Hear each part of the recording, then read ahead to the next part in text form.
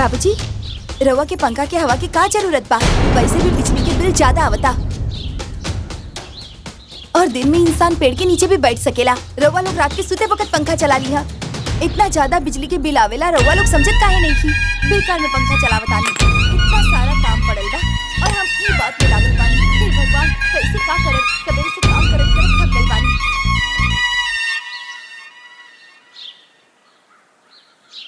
कौना मुँह खाती जाई ले खेत क्यारी में बगीचा देखे खातिर, इहे दिन देखे खातिर। अरे तू चुप रहल करा, ओकरा बोले कराला बोल के चल गई। हमनी के आपन जो फर्ज बा वो जब तले जियता नहीं चाह तब तले निभाएब जा। बाकी जे जैसन कारी वैसन भारी। तू चुप रहल करा। चुप्पे बानी, बोलला से कोनो फायदा बा?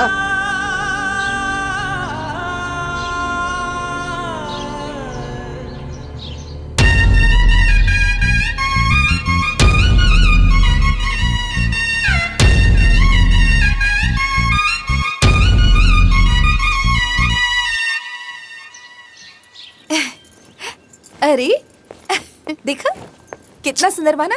हाँ? अरे तारा, अभी तक तैयार ना भेलू और हम सुबह से ऑफिस से काम करके चले ली वापस। अरे जी, हमनी सब तैयार बानी। देखी बच्चा लोग तैयार बा। चली चली राहुल चली तैयार बड़ा? चल हाँ, फटाफट बाहर निकल। चले बेटा, फटाफट चल। ये बताओ कि का खेलो? अरे ए दुल्हन तनी सुनता। चल गाड़ी में बैठा। भोलू हाँ जी, अभी आ गाड़ी समय ना बैठा। बा। बहुत देर हो गइल बा। नाश्ता बना देले बानी और ई लोग नाश्ता ना करी हैं। रहुआ और बाबूजी नाश्ता कर ले। माँ जी, हमनी के बहुत देर होत बा, अब हम जाता नहीं। माँ जी, अरे आवा ना तनी है ना। का भइल जी? अरे कहत रनिया दूथरिया खाना लेके आ जाई तू, तो दोनों जना बैठ के खा लहल जाइत। हमरो भूख लागल बा, कुछ बना के गइल होई लोग नु। देखे के पड़ी कि का बनेले बड़ी कि नहीं बनेले। हाँ। रहुआ बैठी, हम ले आओ। हाँ? हाँ। बैठ।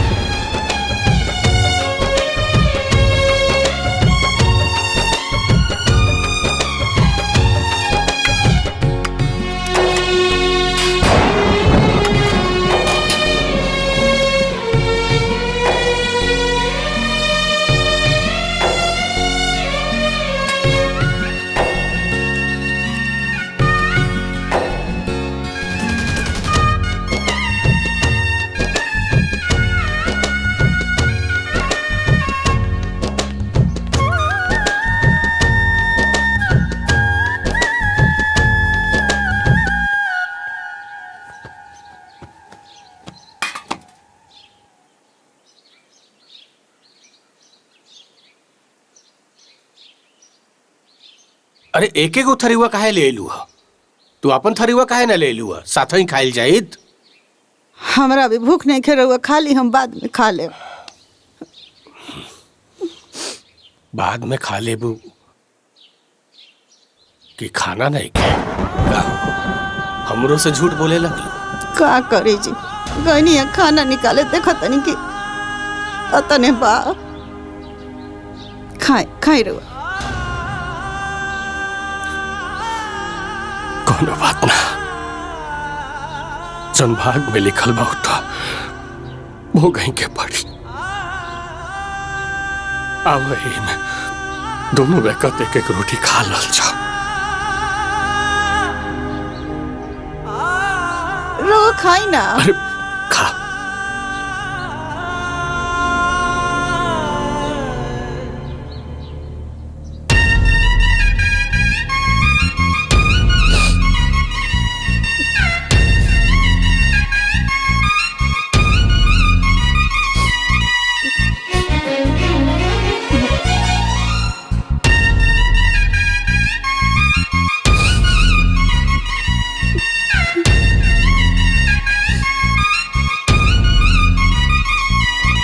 बोलो ए जी, आराम से। सुनी ना, शॉपिंग हाँ, सुनत करते बानी। करते हम थक गए बानी, घर पे जाके खाना ना बना पाई। हाँ तो खाइल पापा, कर दे। बाहर खाए के बखाना। हाँ पापा, कहीं बाहर खाइल जाओ ना। अरे माई बाबूजी घरे बड़े आए भुखाइल हुई हैं, उनकरा के बना के खियाई। अरे घर में और लोग भी तो बाड़े ना, एक बिला ना खिला सकेले का? रहो भी ना, माई बाबूजी के बिना मतलब के चिंता करेली। वो दोनों लोगन खा पी के सुत गए हुई हैं। और हम सुनले बानी की यहाँ पास के रेस्टोरेंट के खाना बहुत ही अच्छा बा। ओहिजा के खाना खाए के बच्चा लोग के भी बहुत मन बा, है ना बेटा? हाँ मन हाँ, पापा, चली ना। अच्छा ठीक बा, सबका मन बा रेस्टोरेंट में खाए हाँ। के। चल गाड़ी में बैठा, चल के रेस्टोरेंट में खाई चले जाए। चले चल बेटा जल्दी चलो बेटा, बैठ, जल्दी चलो। बैठ गेलू। अरे जल्दी बैठा।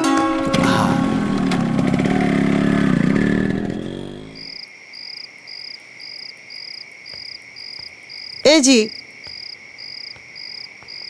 इतना देर से दोनों बेकत बाजारे गइल बा लोग, अभी ले आइल लोग ना। का जाने कौन बाजार करता लोग। अरे चूल्हा में आगी कब जरी? अरे तू काहे इतना परेशान होता रो? जब वो लोग के मर्जी होई तब आ जाई लो। परेशान ना होखी, खाली पेटे नींद आई।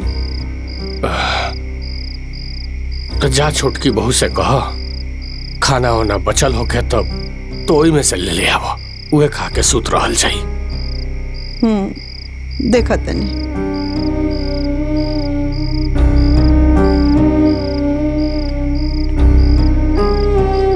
अरे ये छोटकी दुल्हन, जी अम्मा जी। कहनी है कि कुछ बनौले हो तो दो ना, दोनों बेकत खा के सुत रही सा। बड़ा देर हो गइल बा। ई लोग का जाने कब ले आई बाजारे से। अम्मा जी, जौन कुछ भी बनल रहे उ ते सब खा के सुत गईनी। अब तो कुछ ना बचल बा।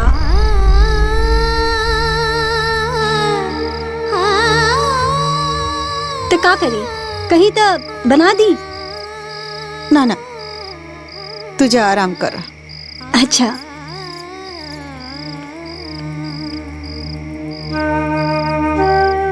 हे भगवान, ये कैसन समय आ गइल बा कि जौन बच्चन के पाल पोस के बड़ा कनी, आज उहे बेटा दूगो रोटी खातिर तरसा दे तरसा।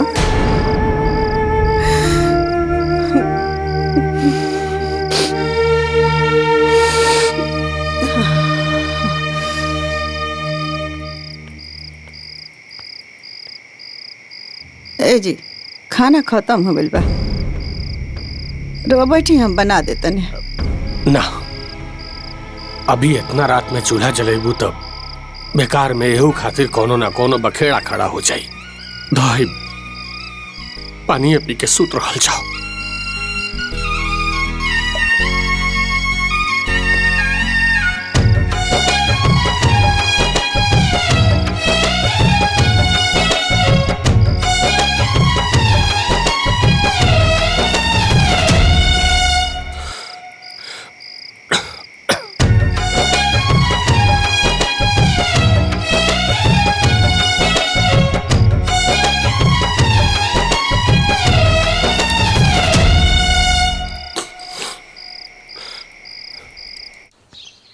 का हो काका, सुन ली है कि तोहार लड़का 3 साल से परदेशवे में हो, आवत ना बा।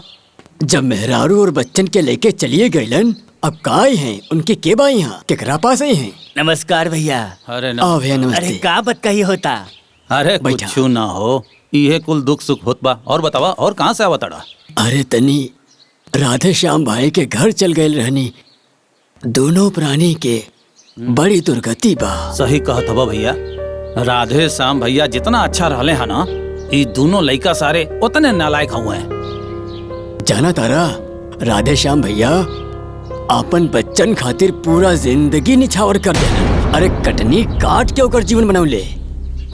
आज देखा उनका सुख के जगह पे धक्का खात बाड़े। हाँ हो, ठीक कहत बड़ा। सुन ली हाँ कि उनके खियावे पहिरावे बदे लइकवा पारी बदले हुए सब। हाँ, और आज पारी बदला दिया।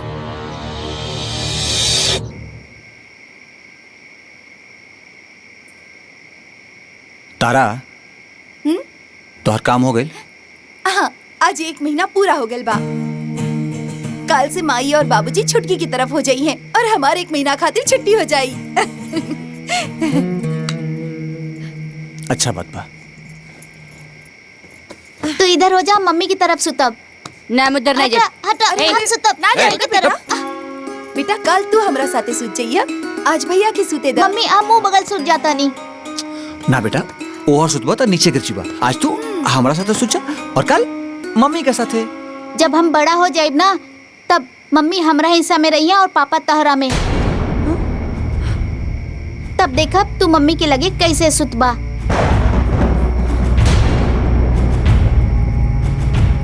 ना बेटा ऐसा ना बोले के चाही, भला पापा मम्मी के बंटवारा थोड़ी ना हो खेला। काहे दादा दादी के ना भइल बा।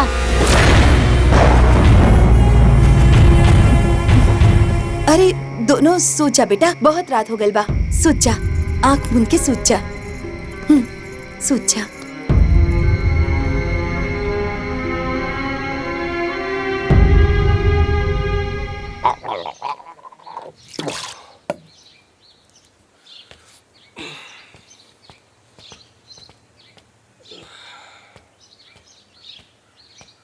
ली आप लोग चाय पी ली। अरे ऐसे का देखत बानी, आज से आप लोग हमरा में बाड़े। ली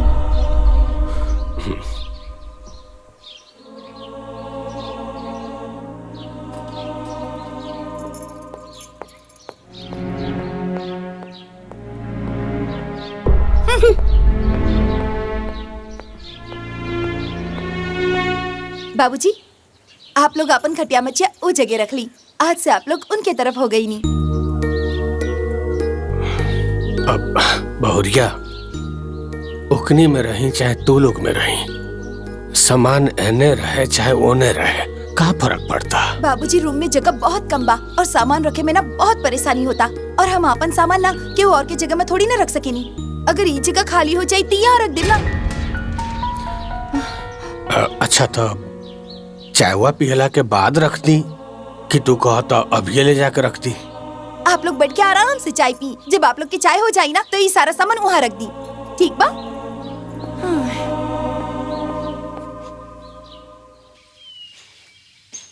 ए कलौती, अरे गिलास पानी लाओ। ले आओ तानी जी। ए बेटा हमार दवाइया ले आइला। का ररत रत कपार खात बड़ा, दवाइया बिन दुबरात बड़ा का। अरे एक दिन दवाइया न खाइबा तो मारी ना जाइबा। लेटे लेटे दवाइया रटत रहा, खटत खटत देखत है वैसे जिंदगी बर्बाद हो जाता। तो है सिर्फ दवाइया के लागल बा। सुते सुते टिर्र टिर्र करत रहा बैठ के, जैसे सुता चुपचाप सुता रहा, बोला जिन ना तो ठीक ना होई।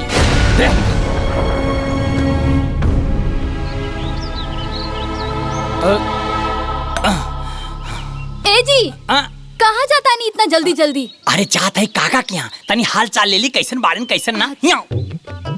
अरे आज जाओ ना पारी बदल गइल बा, तनी जाब जरूरी बा ना। ए जी खाना खा के जाई ना, सवेरे से ऐसे ही आके खा ले तू जा।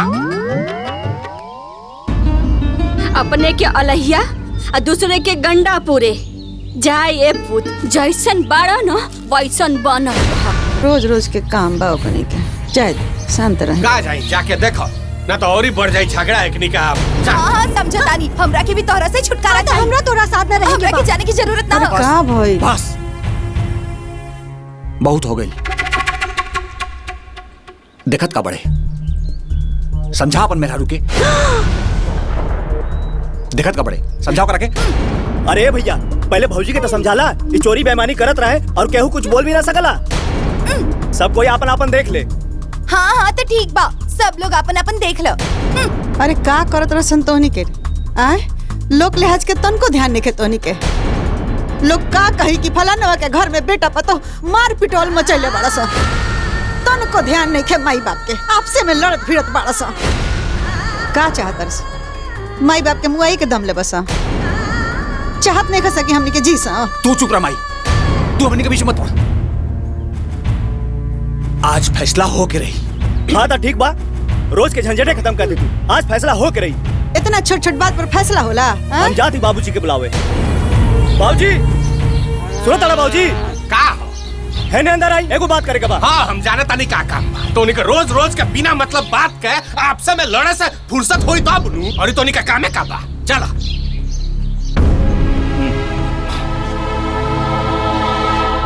अब बताओ लगे का हो गई बात ई बा कि हमनी लोगन में फरियादी। हाँ बाबूजी, ये रोज रोज के किचकिच से अच्छा बा कि हमनी के बांट दी। ना रही बांस और ना बजी बांसुरी। देखा बहू, तनिका तो सोच के बोला लगिन तोनी के। अरे बात गांव समाज के लोग जानी तक का कही। उहे तो हम समझाओ तनी कि तनी ऊंच नीच बर्दाश्त करके तनी सोच समझ के एक साथे रह लोगे। बाकी ना, आंधी तूफान जोतले वालो कपारे पे लेके नचैले वालो पूरा घर के। माँ जी, रोज रोज के तू मैं से अच्छा बा कि सब लोग अपन अपन देख ली।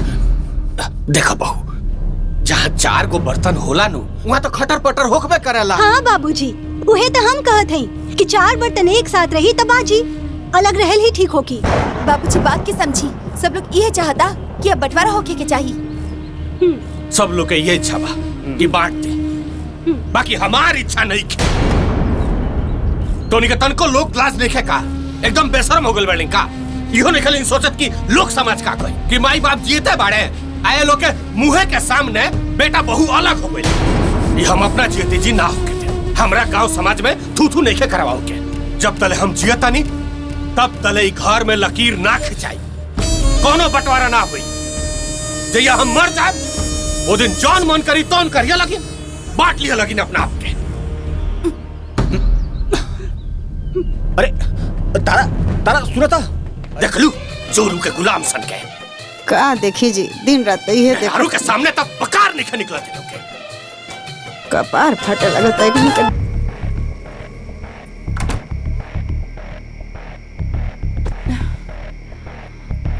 ए जी, इतना गौ बने से काम ना चली। आपके बोले के ही पड़ी। ऐसा शांत होकर बैठल ठीक नहीं खे। हमनी के अलग होके के बात करिए के पड़ी। तो का करी?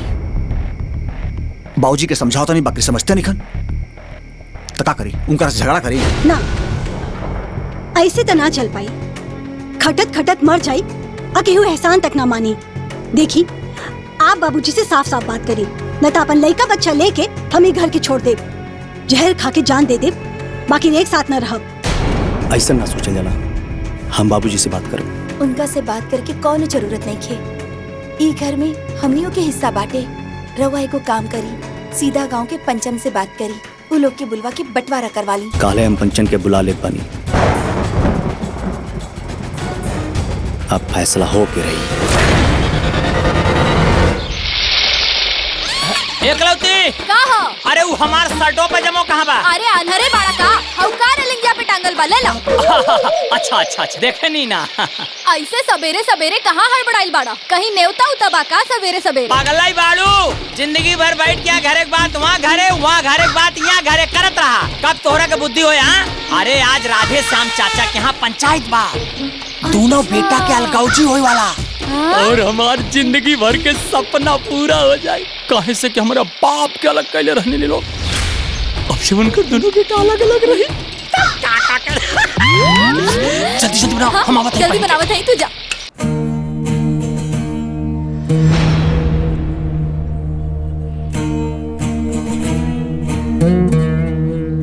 काका देखा, बनले बनिया बाजार ना लागेला।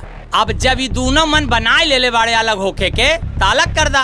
का जात बा, जैसे मन हो वैसे सब आपन रही हैं। ठीक बा? हाँ राधे श्याम भाई, झगड़ू ठीक कहता। एक बार जब हाथी के दांत बाहर आ जाला ना ता अंदर ना जा पावेला। अब जब बात घर के बाहर आ ही गइल बा तो के दबौला से कोनो मतलब नहीं खे। अब बंटवारा हो ही जाए दी।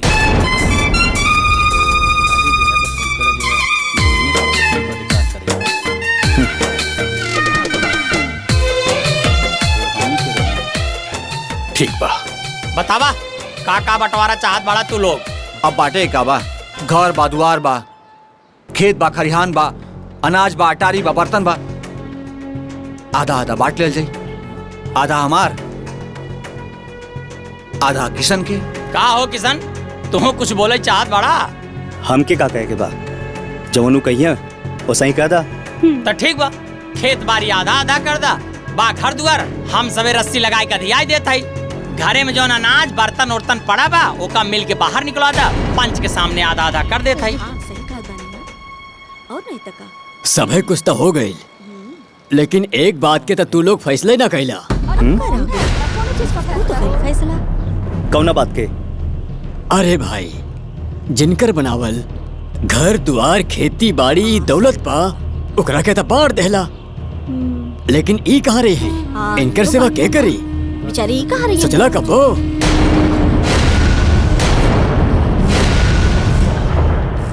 बात एकदम ठीक कहा ताड़ा मुखिया जी।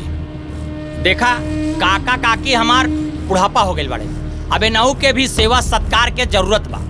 का हो विजय?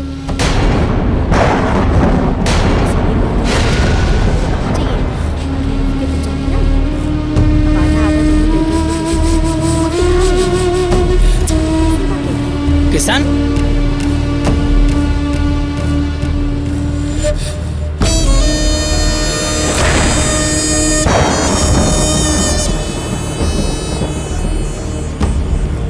देखा तारा कौन का हो किशन? अब तू छोटवार बाड़ा, तू हिन माई बाप के सेवा करा। काहे? माई बाबूजी खाली हमरा लोग के बाड़े, सबकर बाड़े तो सब करी ना सेवा। ना तो ई लोग के हिस्सा से अलग कर दी तो हम करी सेवा। ना ना ई ना होई, हिस्सा बकरी ना लागी। ई होखी त ई लोग कहाँ जई हैं? अरे जाइए केकरा में, बाबूजी हमारे साथ में रहिए और माँ जी इनकरा साथ में। दोनों जन के हमनी मिलके सेवा पानी सत्कार सब करब।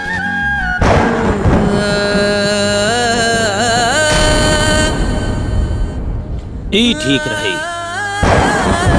एक काम करा, चला सामान बहरे निकाला।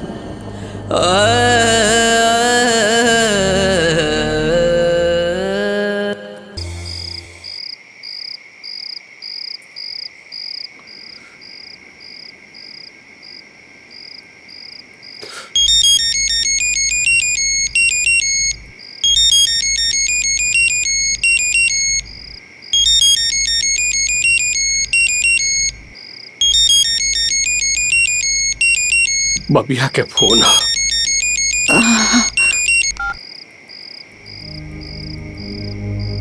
हेलो। प्रणाम बाबूजी। जियत रहा। कैसन बड़ा बाबूजी, सब ठीक बा ना? बस बेटिया, हम तोर माई जियत रहने जा। बाबूजी कोनो बात भइल का? तनी माँ का फोन दी ना। तारा से बतियाइए। हाँ बेटे। प्रणाम माई। खूब खुश रहा। का भइल माई? बाबूजी बहुत परेशान लगत हड़े, सब ठीक बा ना? तबीयत एकदम ठीक बा बेटा, बाकी मन ठीक नहीं खे हमनी के। तार दोनों भाई आज अलगा हो गए लोग।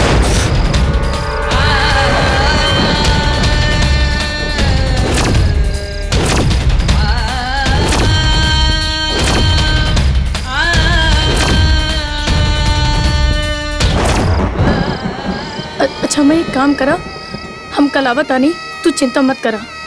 अरे ना ना बेटा, अभी मत आवा। देखा मना करत में बड़ा हमरा खराब लगता कि बेटी के हम नहीं हरावे से मना करत नहीं, बाकी समय ठीक नहीं के बेटा। हाँ अभी मत आवा, बाद में कबो आ जाइए। आ कोनो जरूरत हुई तो हम तरह के कहे। ठीक बा माई। हाँ बेटा। प्रणाम माई। खूब खुश रहो।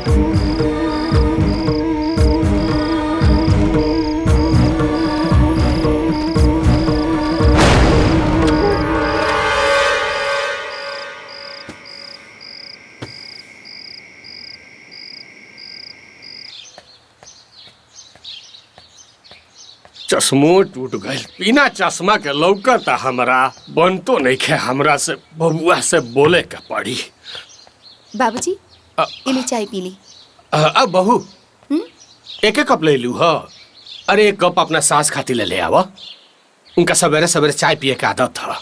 बाबूजी आप चाय पी ली, हम एक कप चाय बनवले बानी, छुटकी जब बनी है तो माँ जी पी ली है। अरे सुनो, ए छोड़ो सब, आओ आओ है ना चाय पियो। अरे ना ना रघुआ पी, अभी हमारा जरूरत नहीं है बुझा। अरे तू पी लो ना तो खर सेवर हो जाए, ऊपर से तार तबे तो ठीक नहीं कर रहा। आओ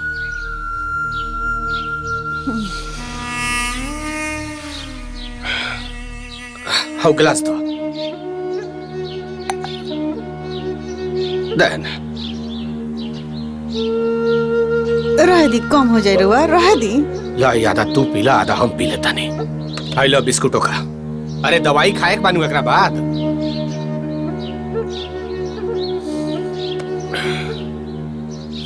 ना जाने केकर कहा बिगड़ले रहनी से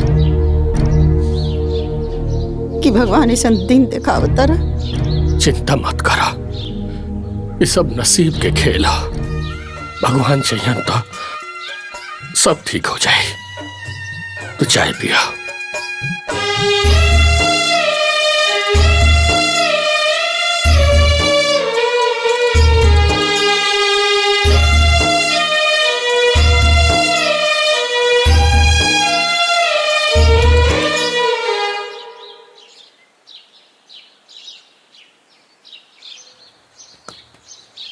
हाँ क्लिप हुआ है तर।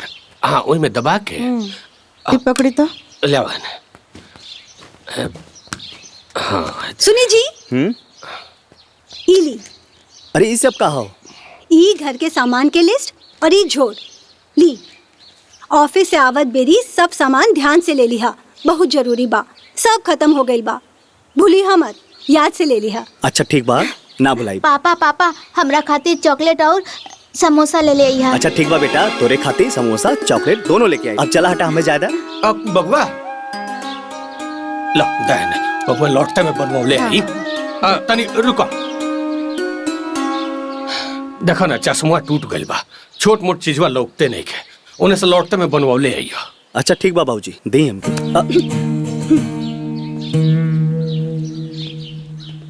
पागल बाड़ा का, जेकरा में बाड़े ऊना बनवाई। तोरा से का मतलब? तू चुपचाप अपन काम करा। अच्छा ठीक बा। बाबूजी वो भैया के दे दिया, हमें ऑफिस जाके लेट होत बा।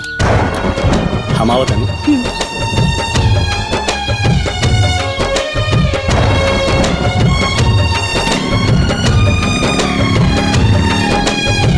हाय रे जमाना है, हाय रे समैया, माई बाप खातिर भइले बेटा निर्दया।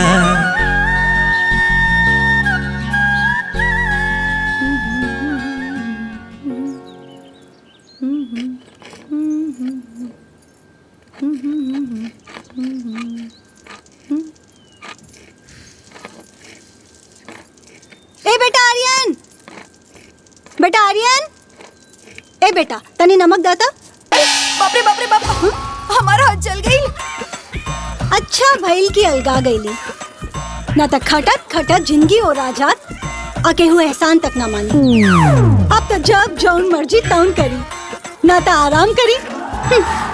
राहुल रोहित बेटा इन्हें आई। हाँ मम्मी। बेटा बैठ यहाँ। अरे बेटा बैठ, इला दूध पिला, तू दूध पिला। ए बेटा आर्यन, दाल चावल पक चुकल बा, चटनी बन जाई ना तो खूब पेट भर के खाई। हा चटनी खाए से कुछ ना होई। इला बेटा च्यवनप्राश खा। ले बेटा खा। च्यवनप्राश खाए से खूब ताकत आई। दूसरे लोगन की तरह रूखा सूखा खाए के कोनो जरूरत नहीं खे, अच्छा खाना खाए के चाहिए। हमरा से नी खाए वाला केहू बा का? नी खाए वाला। अरे तहार कोनो दवाइया नहीं खानू घटल हो? ना, एगो ब्लड प्रेशर वाला मंगाओ के पड़ी। अच्छा ली माँ जी, खाना खा ली। ए कन्या, तहर बाबूजी भी खाना नहीं खिखैले। एगो काम कर ना, दोनों के खाना ले ले आवा, दोनों जना साथ ही खा लेब सा। अरे माँ जी आप खाई ना, बाबूजी के खाना दीदी बनवले होकी हैं। ले आई तो खा ली है, आप खाई ना। कैसन बात करत रे दुल्हन, बिना वहाँ के खाना खियौले हम खाई ले। एगो काम करे, रख दे एकरा के, बड़को जब ले यहाँ तो वही समय ले यहाँ खा लेम से साथ ही। अरे माँ जी बहुत काम बा, इतना समय नहीं कि हम बार बार खाना लेकर आई। यहाँ रख देत बानी, जब मर्जी खा ली है।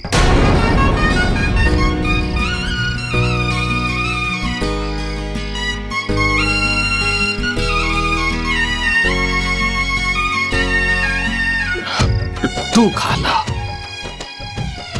ना जी, ई खाना रहुआ खा ली।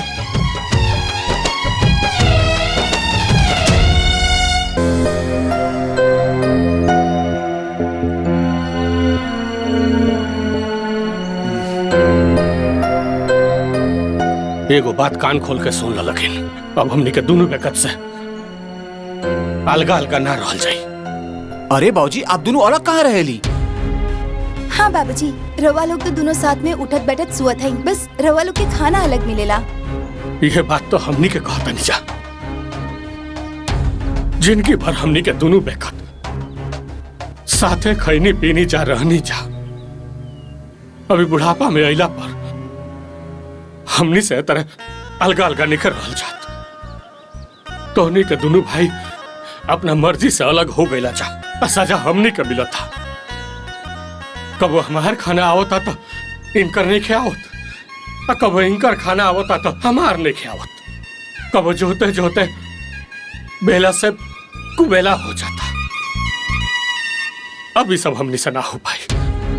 तब दूसरा कौन उपाय बा बाबूजी? हमके तो समझ में ना आवता। हाँ बाबूजी, हमनी के समझ में तो कुछ नहीं खे आवत। राहुल मन में कुछ हो की तो बताई। देखा,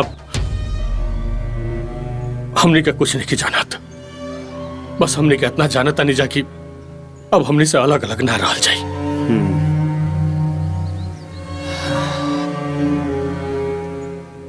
हमारा पास से उपाय बा। आप दोनों लोग एक साथ एक एक महीना दोनों बेटन के साथ रहीं और खाई पी। एक महीना हमारा साथ और एक महीना किशन के साथ। यो ठीक बा बाबूजी।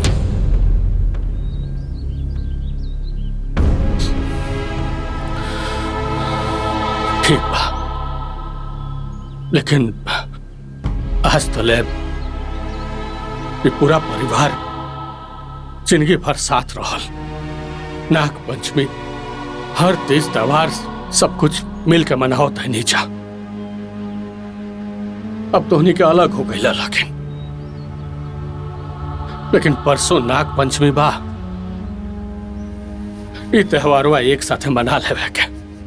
ओकरा बाद तू कहबा तारा में हमने के दोनों जाने रह जाए जा, और तू कहबा तारा में रह जाए जा। बस ये इतना बतवा मान ला लगे।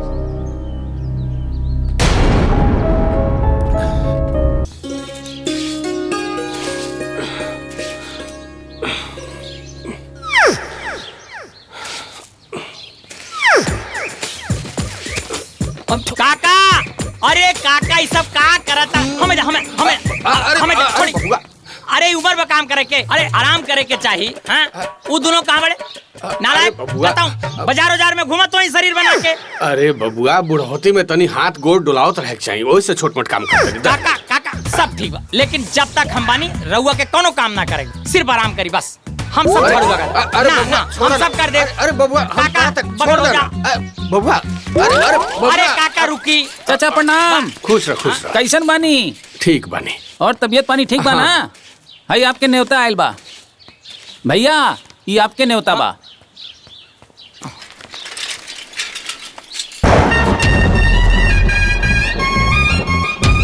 पहले तो हमारा नाम पर न्योता होत रहे, आज बंटवारा के बाद लोग हमारा नाम तक भुला गए।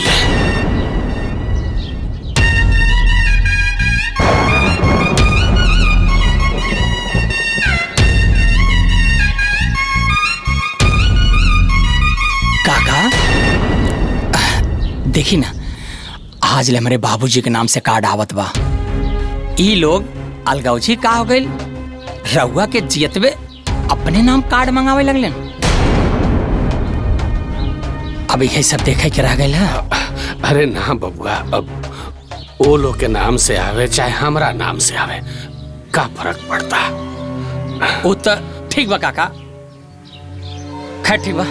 हम नाश्ता करके आओ थे, झाड़ू लगा दे, आप आराम कर।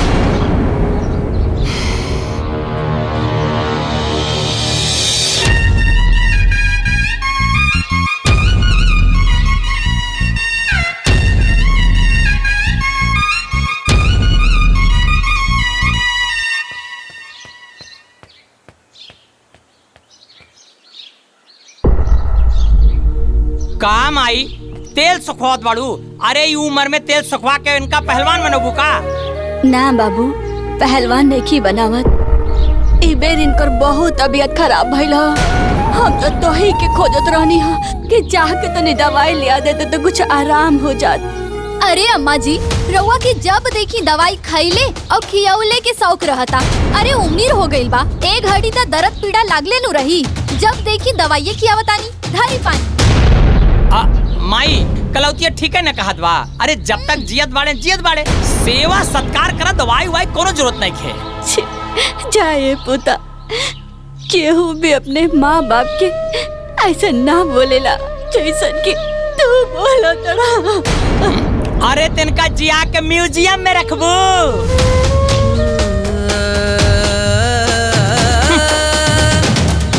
अरे तोहरा सबके पंचौरा के चक्कर में भुला गईनी कि न्योता भी आइल बा।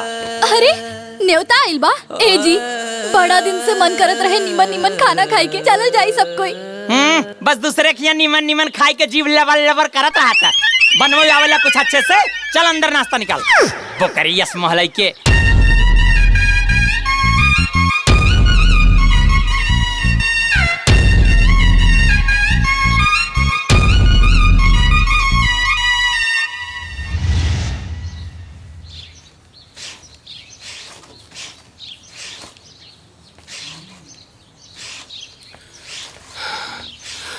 अरे घामुआ बड़ा तेज रहला हो, बुझाता पूरा देह जर जाई, पसेना से तर बतर हो गई नी, लेकिन पचकठवा कोड़ देनी। अच्छा बैठ तो का जरूरत ला इतना घामा में खेता गईला के? कुछ हो जाए तो केहू पूछे वाला बा?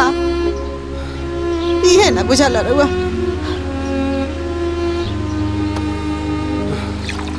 ली पानी पी।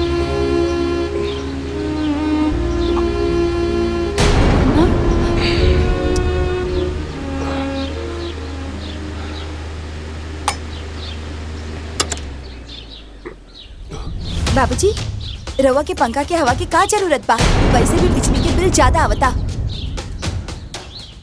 और दिन में इंसान पेड़ के नीचे भी बैठ सकेला। रवा लोग रात के सुते वक्त पंखा चला लिया।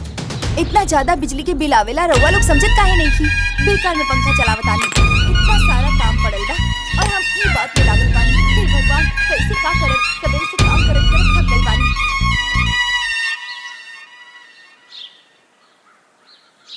कौना मुँह खाती जाइले खेता क्यारी में बगीचा देखे खातिर, इहे दिन देखे खातिर। अरे तू चुप रहल करा, ओकरा बोले कराला बोल के चल गई। हमनी के आपन जो फर्ज बा वो जब तले जियता नहीं तब तले निभाएब जा। बाकी जे जैसन कारी वैसन भारी। तू चुप रहल करा। चुप्पे बानी, बोलला से कोनो फायदा बा?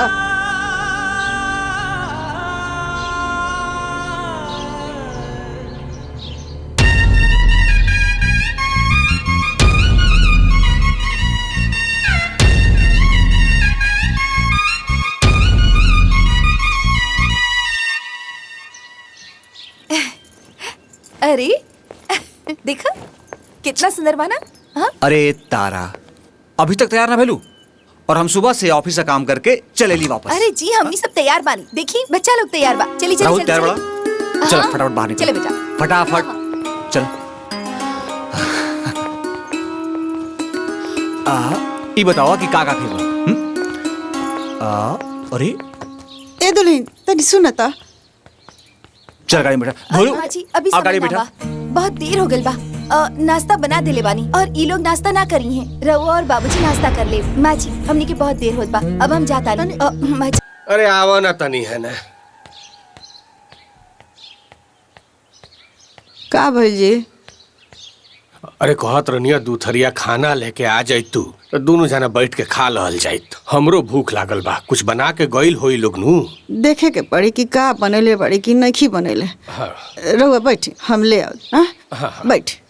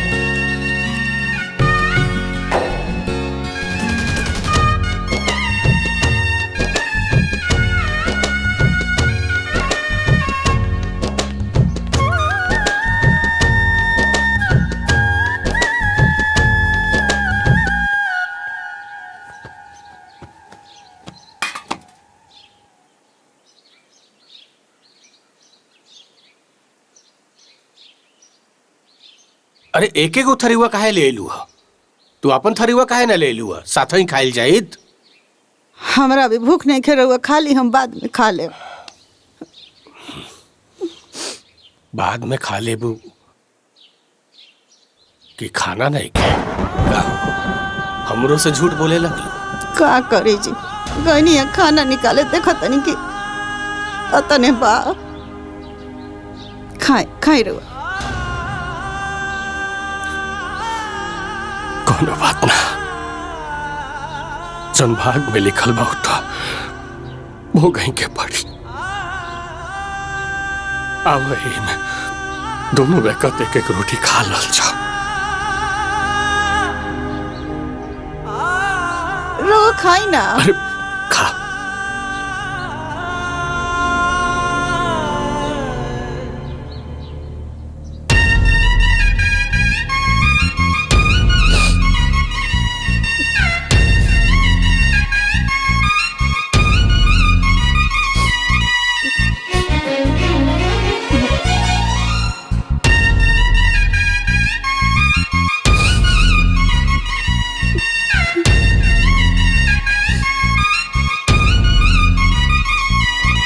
बोलो ए जी, आराम से। सुनी ना, हाँ, शॉपिंग सुनत करते बानी। करते हम थक गए बानी, घर पे जाके खाना ना बना पाई। हाँ पापा, बाहर खाए के बखाना। हाँ पापा, कहीं बाहर खाए जाओ ना। अरे माई बाबूजी घरे बड़े आए भुखाइल हुई हैं, उनकरा के बना के खियाई। अरे घर में और लोग भी तो बाड़े ना, एक बिला ना खिला सकेले का? रहो भी ना, भाई बाबूजी के बिना मतलब के चिंता करेली। वो दोनों लोगन खा पी के सुत गए हुई हैं। और हम सुनले बानी की यहाँ पास के रेस्टोरेंट के खाना बहुत ही अच्छा बा। वही जाके खाना खाए के बच्चा लोग के भी बहुत मन बा, है ना बेटा? हाँ मन बा। चली ना। अच्छा ठीक बा, सबका मन बा रेस्टोरेंट में खाए के। हाँ। चल गाड़ी में बैठा, चल के रेस्टोरेंट में खाई जाए। चल बेटा चलो बेटा, बैठ जल्दी चलो। बैठ गलू। अरे जल्दी बैठा।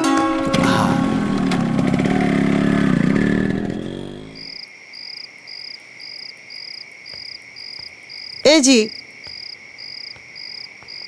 इतना देर से दोनों बेकत बाजारे गइल बा लोग, अभी ले आइल लोग ना। का जाने कौन बाजार करता लोग। अरे चूल्हा में आगी कब जरी? अरे तू काहे इतना परेशान होता रो? जब वो लोग के मर्जी होई तब आ जाई लो। परेशान ना होखी, खाली पेटे नींद आई। तो जा छोटकी बहू से कह खाना वाना बचल होके तब तो ओई में से ले आवो, उहे खा के सुत रहल जाई। देखा तनी।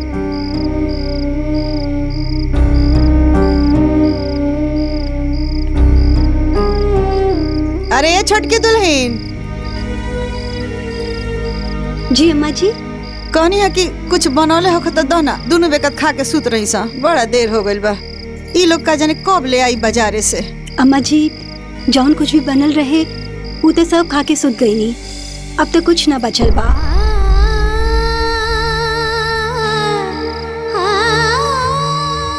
तो का करी, कहीं तो बना दी।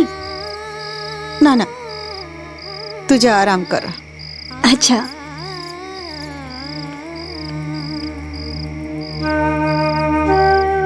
हे भगवान, ये कैसन समय आ गइल बा कि जौन बच्चन के पाल पोस के बड़ा कनी, आज उहे बेटा दूगो रोटी खातिर तरसा दे तरस।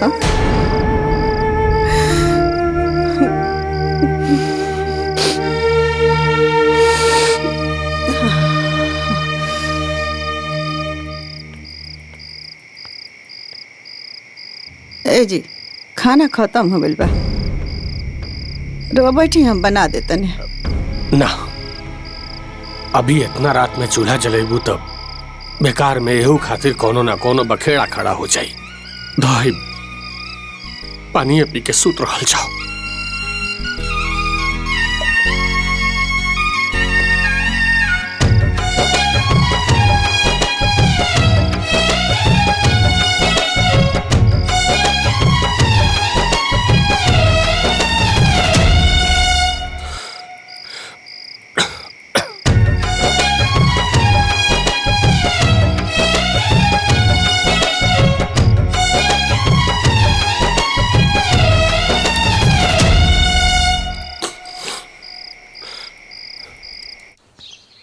का हो काका, सुनली है कि तोहार लड़का 3 साल से परदेशवे में हो, आवत ना बा। जब मेहरारू और बच्चन के लेके चलिए गईलन, अब का आई हैं उनके के बाई यहाँ केकरा पास आई हैं। नमस्कार भैया। अरे आओ भैया नमस्ते। अरे का बात कही होता? अरे कुछ ना हो, ये कुल दुख सुख होत बा। और बतावा, और कहाँ से आवत अड़ा? अरे तनी राधे श्याम भाई के घर चल गए रहनी, दोनों प्राणी के बड़ी दुर्गति बा। सही कहत हवा भैया, राधे श्याम भैया जितना अच्छा रहले है ना, ये दोनों लड़का सारे उतने नालायक हुए हैं। जाना तारा, राधे श्याम भैया अपन बच्चन खातिर पूरा जिंदगी निछावर कर देना। अरे कटनी काट के ओकर जीवन बनौले, आज देखा उनका सुख के जगह पे धक्का खात बाड़े। हाँ हो, ठीक कहत बड़ा। सुनली हाँ कि उनके खियावे पहिरावे बदे लइकवा पारी बदले हुए सब। हाँ, और आज पारी बदला दिया।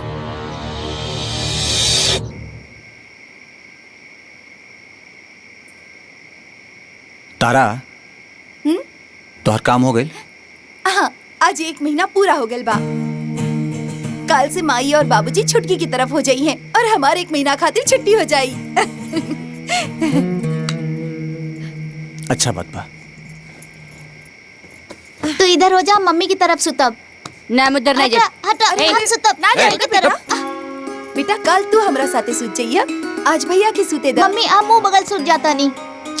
ना बेटा, और सुतबा तो नीचे गिर जीबा। आज तू हमारा साथे सुत जा और कल मम्मी के साथे। जब हम बड़ा हो जाएब ना, तब मम्मी हमरा हिस्सा में रहिया और पापा तहरा में। तब देखा तू मम्मी के लगे कैसे सुतबा।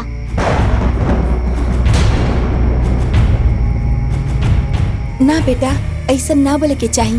भला पापा मम्मी के बंटवारा थोड़ी ना हो खेला। काहे दादा दादी के ना भइल बा?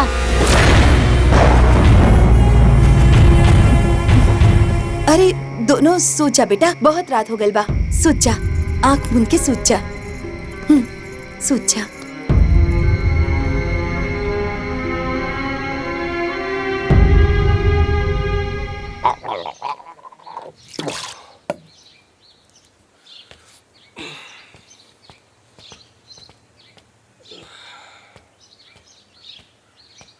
ली, आप लोग चाय पी ली। अरे ऐसे का देखत बानी? आज से आप लोग हमरा में बाड़े। ली।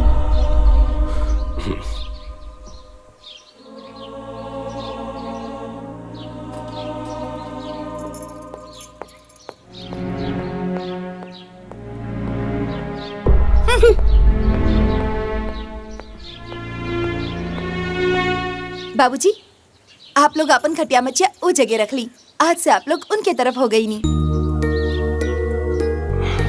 अब बहुरिया, उकनी में रही चाहे तू लोग में रही, सामान एने रहे चाहे ओने रहे, का फर्क पड़ता? बाबूजी, रूम में जगह बहुत कम बा और सामान रखे में ना बहुत परेशानी होता। और हम अपन सामान ना केहू और के जगह में थोड़ी ना रख सकेनी। अगर ये जगह खाली हो जाए तो यहाँ रख देना। अच्छा तो चायवा पियला के बाद रख दी कि तू कहता अभी ले जाकर रख दी? आप लोग बैठ के आराम से चाय पी। जब आप लोग की चाय हो जाए ना तो ये सारा सामान वहाँ रख दी, ठीक बा?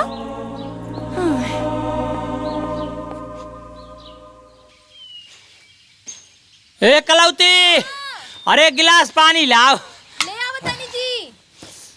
ए बेटा, हमार दवाइया ले आइला। का ररत रत कपार खात बड़ा, दवाइया बिन दुबरात बड़ा का? अरे एक दिन दवाइया न खाइबा तो मारी ना जाइबा। लेटे लेटे दवाइया रटत रहा, खटत खटत देखत है वैसे जिंदगी बर्बाद हो जाता। तो है सिर्फ दवाइया के लागल बा। सुत्ते सुत्ते टिर्र टिर्र करत रहा बैठ के, जैसे सुत्ता चुपचाप सुत्ता रहा। बोला जिन ना तो ठीक ना होई।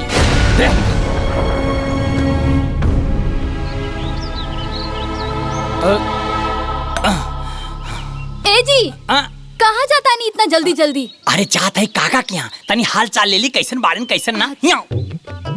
अरे आज जाओ ना, पारी बदल गइल बा, तनी जाब जरूरी बा ना। ए जी, खाना खा के जाई ना, सवेरे से ऐसे ही बानी। आके खा ले, तू जा।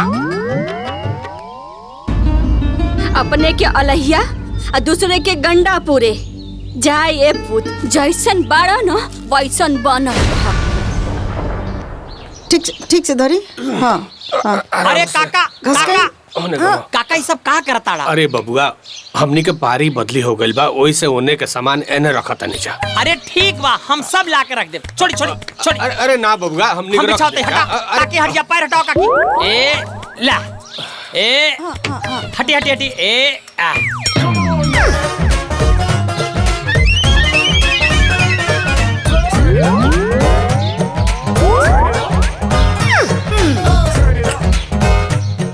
काका ली पंखा। भैया ये पंखा हमारा, यही जा रख दी और जी की जगह बा वो पंखा लगाई। ठीक बा।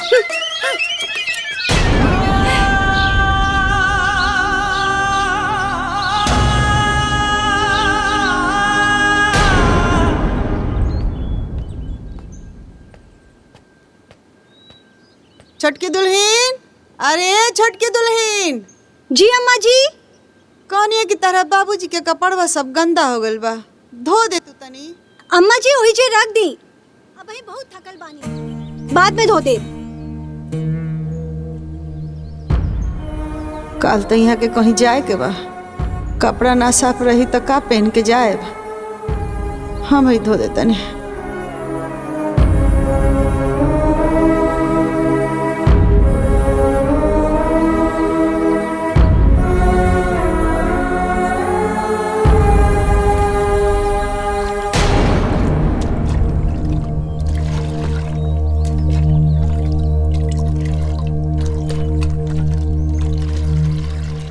अरे हम तो नालायक रहनी, बाकी कबो कपड़ा ना धोई नहीं आपसे। आपके लाडले बहू तो कपड़ा धोआवता रही। अरे ना ना दुल्हन, कहा कि हम खाली रहनी है तो सोचनी के कपड़वा धो देता नहीं। छोटकी कहली है कि हम धो दे।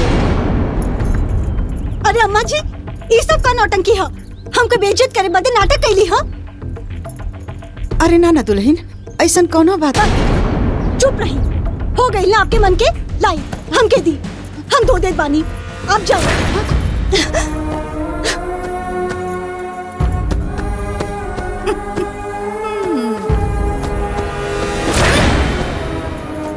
अरे जाई ना।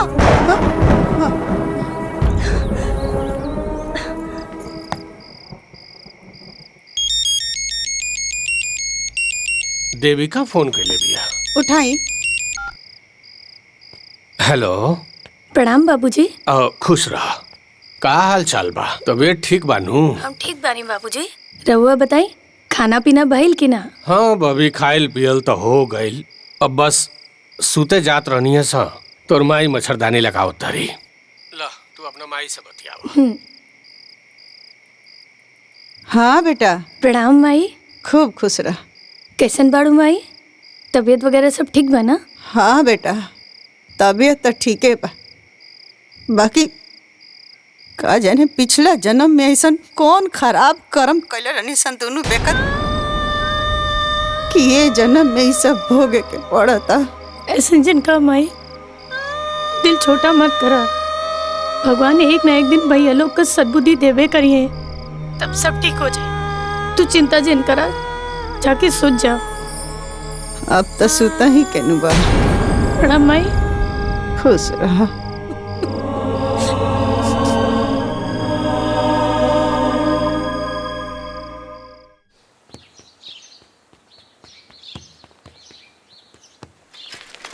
दादाजी आ गईले, दादाजी आ गईले।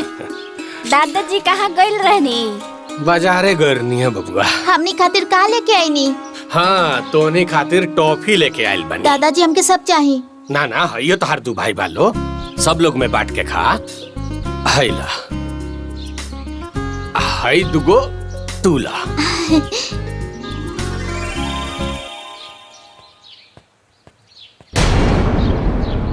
हैला तार दवाई।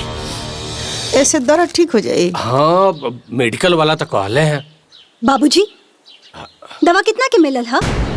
90 रुपया के बहुरिया। तो 10 रुपया बचल होखी ना? हाँ अरे वो आवत रहनी है तो रास्ता में लइकन खातिर टॉफी ले लेनी।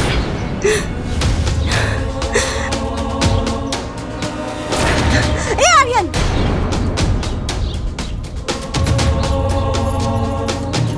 का जरूरत रहे तो के टॉफी लेवे के? दे दा उ लोग के, खा जाई उ लोग। दादा दादी के बड़ा प्यार बाड़े ना। ला खाना लो। ज्यादा ताव में आके ना ऐसे मत बोलो। माई बाबू तुहार ना हमरो भी बाड़े। तोहरे बाड़े ना तो ले जाना अपनी तरफ रखा। 1 महीना तक रख बे कई नहीं। अब बारी तोहार बा तो हम काहे रखी? जब हमार बारी आई ना तब हम रख ले। और हाँ एक बात बतावा, एक टॉफी का एक रखे दे देनी ई बात से घर कपार पे उठा ले। तो हर तरफ बाड़ी तो लागता पट्टा करा देले बाड़ी। पट्टा ले ले बानी काहे की दवा लेवे खातिर पैसा हम देले रहली गाँव ना। तो तू पैसा देलू तो एहसान ना कइलू। तो हर तरफ बड़े हमार तरफ ना जो हम दी। बतावे ही तब पागल बड़ी कैसन कैसन बात करेली। चल बेटा अंदर चला। चलो हमरा के तरह से बात ना करे के बा। जा यहाँ से हमरा भी ना करे के बा। जा यहाँ से। चलो बच्चा तू अंदर चला चलो।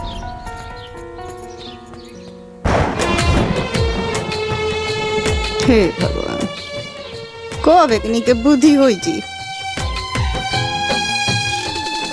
अब के ई लोग के समझावे बुझा।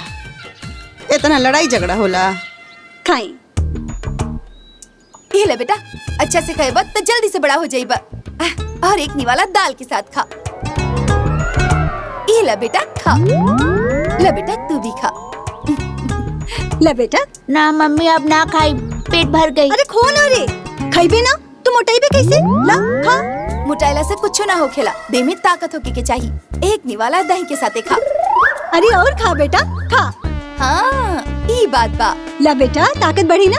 ला खा ला। दुल्हन। ला बेटा। ए दुल्हन। जी अम्मा जी। देखा ना मथवा पे रखे वाला तेल हमार खत्म हो गइल बा। साबुनो ओरा गइल बा। बहुत दिन हो गइल बा केस धोला। देखा ना कैसन जटिया गइल बा। तो हम का करी?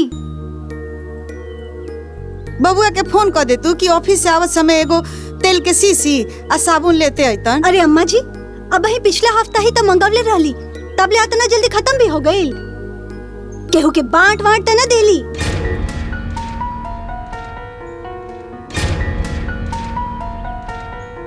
कैसन बात करत हो दुल्हन? हम भला केकरा के बाटे? तू कहा कि अब की शीशी छोट रहला यही से जल्दी ओरा गइल। तू तो जानत तारू कि जाले माथा पर तेल ना रखिले हमार माथा टनकेला, ठीक से नींदो ना आवे हमरा। अच्छा ठीक बा आ जाई। बाकी रब ही पैसा नहीं खे, जब सैलरी मिली तो आ जाई। हमारा राजा बेटा अच्छा से खो। हे भगवान कैसन हालत हो गइल बा। छोट छोट सामान खातिर तरसे के पड़ेला। एगो दिन रहे कि इ लोग के मुंह खोलला से पहले सारा सामान लिया के दे देत रहनी। बड़की दुल्हन इ ताहरा खातिर। जी माँ जी। आ छोटकी दुल्हन इ ताहरा खातिर। अरे वाह बहुते सुंदर बा। दुकान में एक के नजर में हमरा पसंद आ गइला, छट से उठा ले। हम कहनी कि हमर दोनों पतो पहनिए सन त बड़ा निमन लागी। दादी हमरा खातिर साड़ी काहे ना ले आइलू? तू साड़ी पहनबा? बात तोरा खातिर पैंट शर्ट जींस ले आइल बनी सब जाना खातिर। देखा सच में दादी? हाँ बेटा। पोता पोती के बुला जाए हम। देख आई छोटका खातिर। हमरा खातिर? आई बड़को खातिर ले आइल बनी। अच्छा बानू? हाँ अच्छा बानू? हाँ दादी। आ देखा दुल्हन तारा लोग खातिर देखा सिंगार के बक्सा ले आइल बनी। बिंदी सेनूर क्रीम पाउडर सेंट तेल साबुन सब कुछ लिया के धो देले बनी। हाँ अरे माँ जी सब कुछ तो घर में बा। इस सब के का जरूरत रहे माँ जी? हाँ अम्मा जी अब ही जल्दी ते ले आइल रहली। फिर काहे ले आइली? कोनो भी सामान खातिर तारा लोग के मुंह ना खोले के पड़े। यही से सारा सामान ओराए से ले आके पहले ही धो दिले कि तारा लोग के दिक्कत ना होखे। माँ जी आप कितना अच्छा बानी। हाँ अम्मा जी हमने के कितना ख्याल रखेली।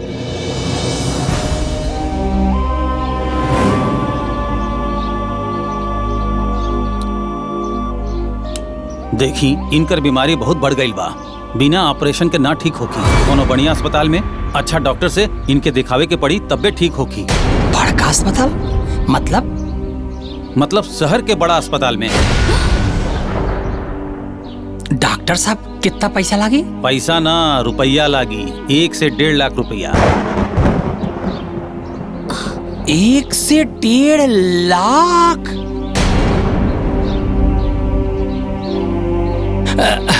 क्या मजाक करता है डॉक्टर साहब?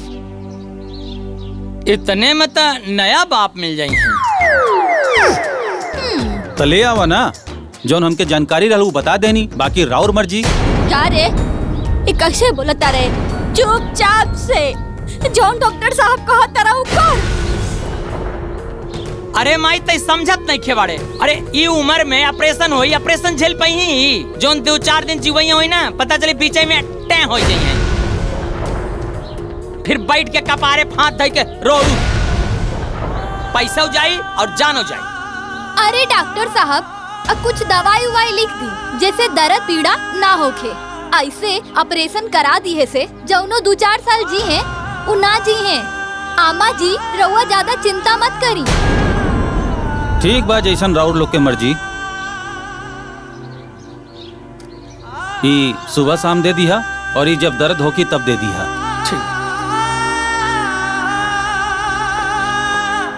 डॉक्टर साहब पैसा लिख ले, हम 2-4 दिन में दे दे। ठीक बा, हम जानत रहनी।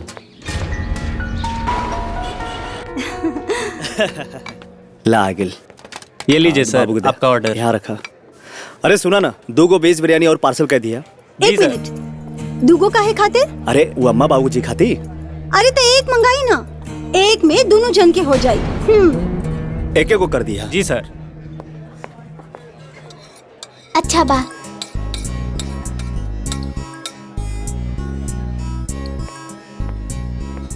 कोल्ड ड्रिंक भी आगिल, दा बाबू को दाएगो। कैसन बनल बा? बहुत ही बढ़िया। और सबसे बढ़िया बात कि आज खाना बनावल से भी छुट्टी। मम्मी हमार हो गई, अब हम ना खाई। अरे खाए के ना रहे तो मंगवले काहे?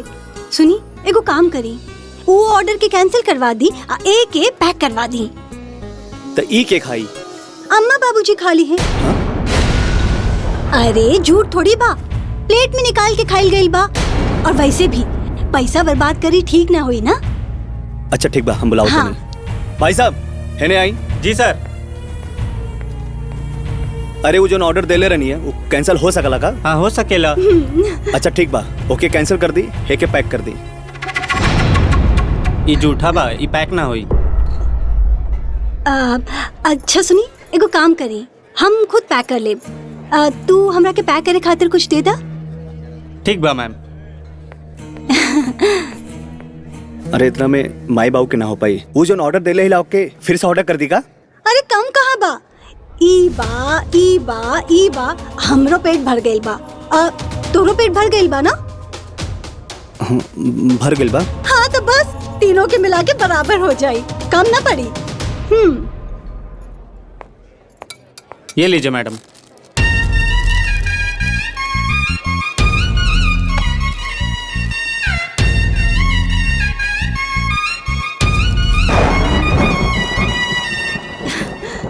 अब माई बाबूजी खातिर ही कम ना पड़ी।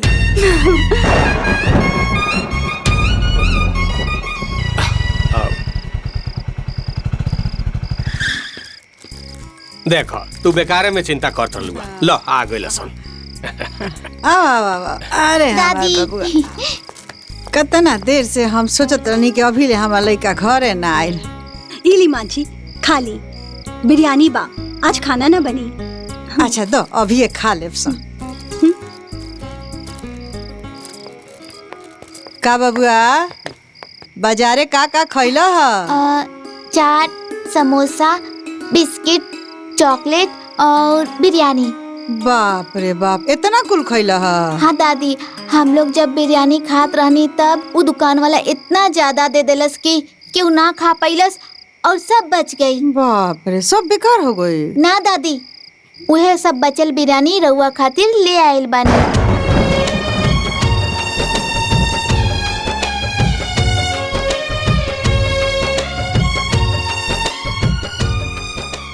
अच्छा दादी, हम जाता नहीं सुते। हाय रे जमाना है, हाय रे समैया, माई बाप खातिर भइले बेटा निर्दयया। हाँ बेटा बोलो। प्रणाम माई। खुश रह। का हो रहल बा? खाना वाना भइल कि ना? ना बेटा, घरे खाना नहीं खे बनल। काहे अभी तक काहे ना बनल? तहर भाई भौजाई बाजारे गए रहला लोग खाना खाए, वजह से हमनी दोनों बेकत खाती अपना थरिया के जूठ जाठ अब बाँचल ले आइल बलो बिरयानी खाए खाती। बस हो गई माई, अब तो हद हो गई। पानी कपार के ऊपर जात बा, कुछ ना कुछ तो करे के पड़े माई। एक काम करी, बाबूजी के फोन दी। हेलो। प्रणाम बाबूजी। जी यात्रा। बाबूजी ये सब हम कहा सुना था नहीं। हमें केहू के दोष नहीं के, हमनी के कोनो कर्म के फल दे रहल बड़े भगवान कि अपने बेटा बहू के हाथे जिल्लत लिखल हुई, बस उहे झेलता नहीं जा। अब देख कबले भगवान कर्म से गुजारता रहे हमनी के। बाबूजी ये सब तो हट चुप रहे का नतीजा बा। अगर पहले कभी कुछ बोले होता ना तो ये सब ना होत। बाबूजी रवा लोग अभी सो जाए, हम कल सवेरे आवत आनी बाबूजी। हाँ बेटी। प्रणाम बाबूजी। खुश रहा।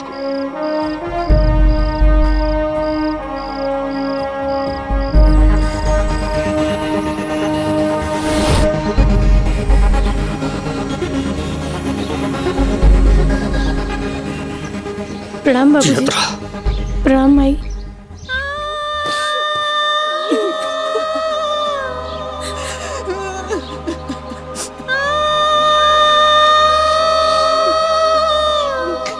चलिए बाबूजी, चलिए माई।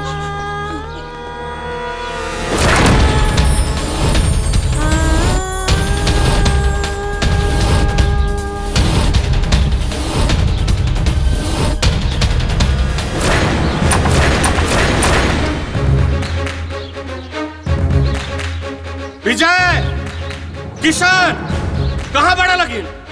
बाहर आवा लगी। ए गाँव वाला लोग, ए सुरिंदर, ए मदन, ए आवा लगी है ना? ए झगरू, ए संजय, ए मजरू, ए घनश्याम, ए रामश्रय, ए बच्चाराम, काहे चिल्ला रहे हो? अरे काहे चिल्ला रहे हो? बताइबा। तू पूछा तारा का भइल? हैं? अब का हो गई? तू पूछा तारा के का भइल? अरे कब जाने के कोशिश कैला कि का भइल? कोशिश करता तब न पता चली। जीवन भर खटनी करके तोहनी के पलनी पोसनी, अपना खून के पसीना के तरह बहा दनी ताकि तोहनी के कबो कुछ के कमी ना होके। ओ दिन गरीबी में एगो सब्जी किने के पैसा ना रहे, वह सब्जी ई बुढ़ियो बना के अपन दोनों औलाद संग के खिया दे कि हमने के लइकन के पेट भूख से ना तोड़ पे भरल रहे हमेशा। खुदा नून पानी और रोटी आधा पेट खा के हमरा खिया के सूत जात। कब एहसास भइले का? हुआ अपन बूढ़ माई अपना बाप के एक रोटी खातिर तरसा दल लगी। जौन माई बाप तोहनी का अंगुरी पकड़ के चलल सिखौलस, बुढ़ौती में ओकरे हाथ छोड़ दल। दिन रात मेहनत करके अपना लइकन के पढ़ावनी लिखौनी कि भविष्य ओकनी के उज्जवल होगी। कबो हमनी के लइकन के दुख ना भोगे के पड़े, कबो रुपया पैसा के कमी ना होके। उहे माई बाप के एक एक पैसा खातिर तरसा दल लगी। ई बीमार पड़ रहली, इनका के डॉक्टर कहले कि दूध पियावा, इनका के कमजोरी हो गइल बा। लेकिन ई उहे थोड़ा उठावना दूध अपन लइकन के पिया देस। हमरा के ई बुढ़ियो झूठ बोलस कि हम दूध पी के सूत गइल बानी। उहे अपन बूढ़ माई के एक चिलवा दूध खातिर, एक एक दाना खातिर तरसा दल लगी तोहनी के। एगो नया कुर्ता खातिर, तोरा माई के एगो साड़ी किने खातिर तरस जाई। उहे पैसा जोड़ जोड़ के ये बुढ़ियो जीत करस के ना हमनी को फाटले पुरान पहन ले जाई, 30 त्योहार में चल जाई। लेकिन हमनी के लइकन के नया कपड़ा की आ तू हो जोन माई तोरा के अपन पेट काट काट के आधा पेट खाना खा के तोरा के पाल पोस के इतना बड़ कैलस। आज तो इतना बड़ हो गई कि अपन माई के अपन जूठ काट खिया होता रे।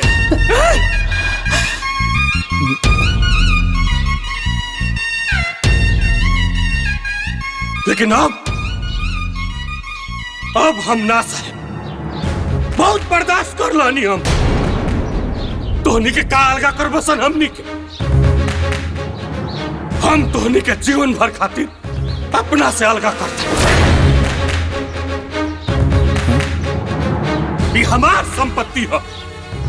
एकरा के जब तक हम हमार बूढ़ी जी लो एकरा के हमनी के भोगे जा केहू के को फुट्टी कौड़ी ना मिले। जे हमनी के सेवा करी ओकरा के हम अपन घर दुआर कुल संपत्ति दे न तो किन्हू के को फुट्टी कौड़ी ना मिले।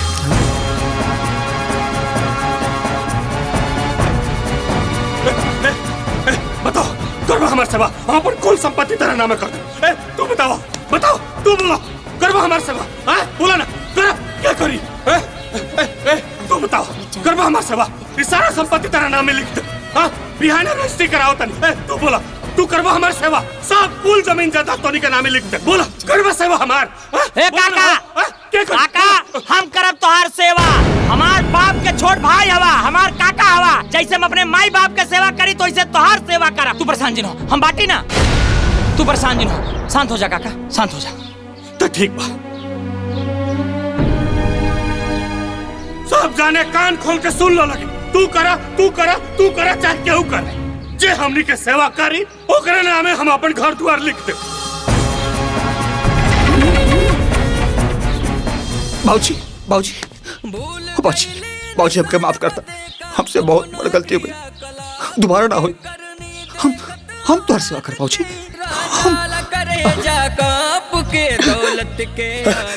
अरे बाबूजी हम आपके सेवा करब बाबूजी। उलट के आगे कीमत न बूझे बेटा माई बाप के। केहू करे सेवा लेकिन जे हमार बूढ़ी के सबसे अच्छे से सेवा करी देखभाल करी मरे से पहले हमनी के ओकरे नामे अपन संपत्ति लिख के जाए। काका एक बात के शंका कि रउआ के मरे के बाद कानून के हिसाब से ती सारी प्रॉपर्टी जायदाद ई लइका लोग की हो जाई। बिल्कुल ना ये कुल संपत्ति हमनी दोनों बैकअप के जेकरा के इच्छा करी मरे से पहले ओकरे नामे करके जाए जा जे हमनी के सेवा।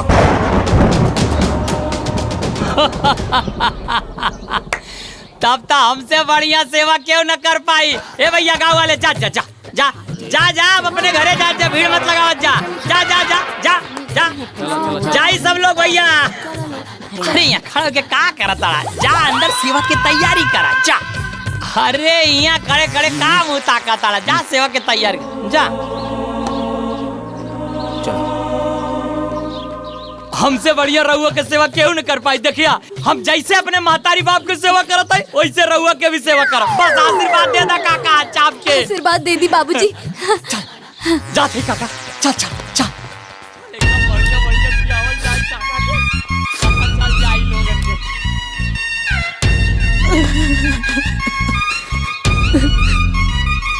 सेवा ता अब हम ऐसे ही करब कि कुल खेत खलिहान घर जमीन सब हमनिए के हो जाई। यह कोनो बात भइल बाबूजी के ऐसा ना करे के चाहत रहे। कोनो माई बाप अपन बेटा के छोड़ के अपन संपत्ति के वो और की दिला का। हाँ बात तो सही कहत बड़ो। देखी कुछ भी करी बाकी प्रॉपर्टी हाथ से ना जाए के चाहिए। ऐसे कैसे चल जी प्रॉपर्टी तो हम लेके छोड़ब ना छोड़िया तो छीन ले प्रॉपर्टी। काहे से कि काका पूरे गांव में चिल्ला चिल्ला के कहले रहले जे करी सेवा ऊ खाई मेवा। लिख के देता हमसे बढ़िया न क्यों सेवा कैले बा और न कर पाई। हम करब सबसे बढ़िया सेवा सबके फेल कर दे। पास तो हम ही होखब चाहे कुछ हो जाए।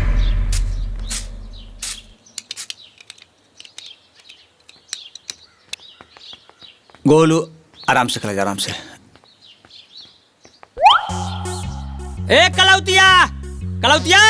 हाँ जी आवतानी। अरे तनी काका काकी के नाश्ता पानी देख ले नाता खरसेवर हो जाई। अभी लेके आवतानी। हमरे बाप के छोट भाई बारे काका अब जेका लइका नालायक निकल जाई तो सेवा कराई के पड़ी ना। अरे तोर बाप चरपाई पे पड़ल सिसकारी मार के जिंदगी का आखिरी सांस ले रहल बा। ओकर परवाह नहीं खे आ चल ले हमार बाप का सेवा सत्कार करे। बेशरम कहीं का लालची। तोरा जैसा नालायक ना बानी। देख हमार माई बाप कैसे खा के चकाचक बाड़े। लायक ना होइत ना तो काका काकी ऐसा ही सेवा खातिर ना बुलाते। ऐसा कुल चाप के सेवा काई के कुल जमीनियो जो तुम हड़प ले। तोरा बस का बात नहीं खे। ओकरा खातिर तोरा के 7 जन्म लेवे के पड़ी। प्यार से समझाओ तनी, समझो। अपने काम से काम रख, न तो ये गर्दनियां काट के जे फेंक दे। माई बाप के सेवा के भंसट नहीं के गर्दनवा काट ले। ऐसे कलौजिया। हाँ जी। खीर पूरी बढ़िया से बनाओ। बनावतानी जी। काका काकी के बहुत पसंद बा। बढ़िया से पेवर दूध में मेवा मिश्री बादाम डाल के बढ़िया खीर बनाओ। दिखाई तनका कैसे। थोड़ा खीर हमहू के दिए दिया। दवाई कराओ बिलाई जात है। शुगर चाप के चढ़ावा। खीर सुने ना कि जीभ लवर करे लाग। जब देखा लेटे लेटे टर टर करत लेटे रहना तो गटाई चाप के मुंगा दे। तारा हाँ? का बनावत बाड़ू? अरे अब तो ऑफिस गल रानी वापस काहे आ गई नी? अरे ये सब छोड़ो, बताओ का बना रहल बाड़ू? दाल चावल रोटी सब्जी और का? ये सब बंद करा, फटाफट खीर और पूरी बनावा।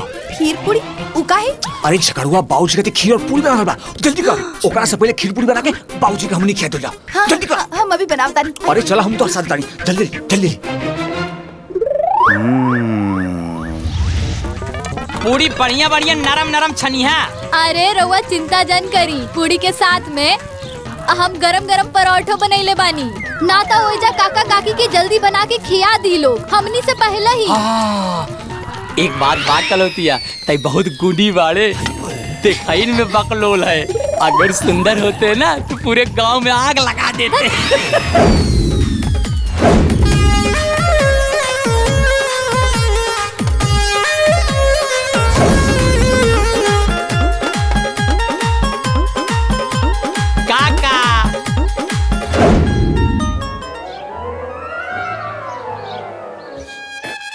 अरे इतना खाना झगड़ू काहे के ले लो? इतना हमनी से खाइल जाई। काका पराठा खाई ना।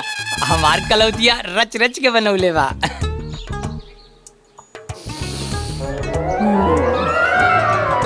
बाबूजी 1 मिनट। यासी बासी तिवासी खइहा मत। हटवा करा किनारे। रख। हम और तारा मिलकर ताजा बनौली है बाबूजी। देखी बाबूजी, यासी बासी तिवासी खइहा मत, न तो यासी बासी तिवासी खिया के अपन नाम सन तोहरो के बिस्तर धरा दे। बाबूजी हम और तारा मिलके पूरी सब्जी खीर और लौंगता बनौली जा। खाई ना बाबूजी।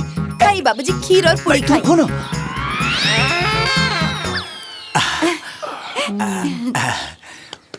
अरे रुकी बाबूजी रुकी। बाबूजी रउआ एक खाई। देसी घी में बनवले बानी। ये सब रिफाइन वाला नुकसान करी। एक खाई। अरे काका ही खाई शुगर फ्री। बाबूजी भाई वाला 1 नंबर बा। 1 नंबर का लंगलता पकौड़ी खीर सब। बाबूजी एक खाई। अरे ली खाई।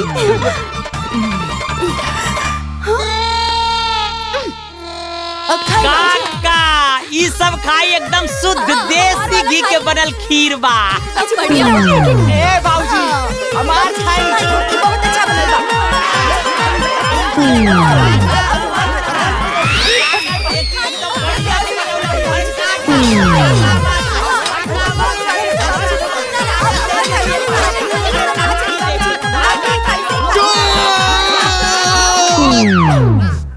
रख दो लागिन, रख दो। ठीक बा। हमनी के दोनों बेका तोनी के सब जाने के भोजन में से तनी तनी खा लेब जा। हाँ? ठीक बा काका, थोड़ थोड़ खा ले।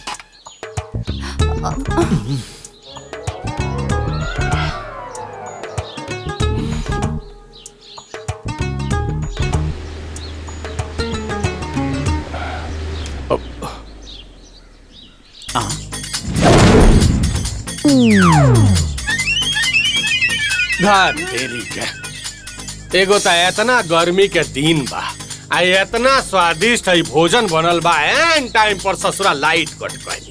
अब इतना गर्मी में खाना केतरा खाइल जाए। अब लाइट आवे तो तबे खाइल जाए। ठीक बा बाबूजी।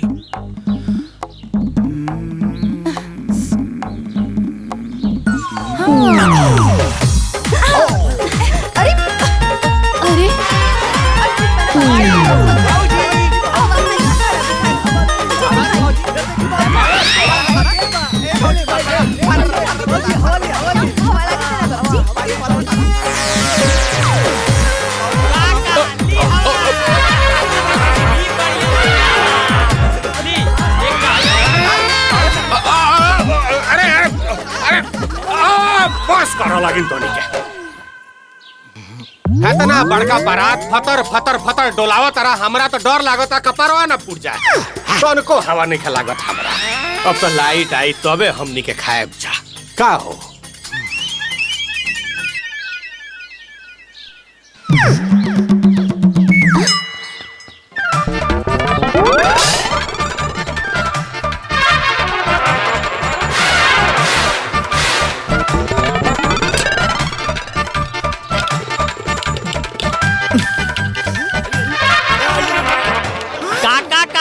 पंखा चलावत है खूब चाप के आराम से खा। बंद कर। अरे बंद कर। ससुर हवा कम आवाज ज्यादा करता है। ए बाबूजी ऐसा ही चलाओ तो रुआ बोही हो जाई। ना ना ठीक कहले बा। वाह झगड़ू का दिमाग लगौले बाड़े हैं। मान गए नहीं तोरा। खा खा खा आराम से खूब हवा ले लेके। अब आदमी प्रेम से बैठ के खाना खा सकता। का हो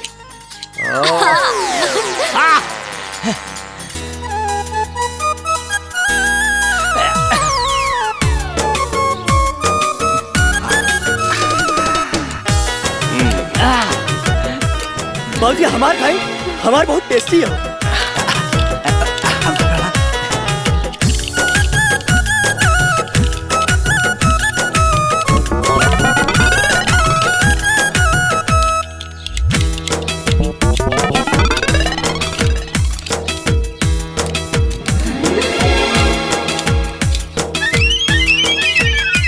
खाई खाई दालो पी जाई।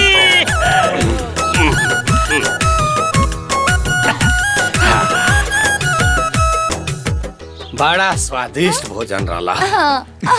आत्मा तृप्त हो गई। का काका हवा केकर बढ़िया बा। बाबूजी बताई ना केकर अच्छा रहा। बताई ना बाबूजी। बताई बाबूजी बताई बताई। खाना तो सबके बढ़िया बनल रहा। लेकिन सबसे बढ़िया खीर झगरुआ के रहा।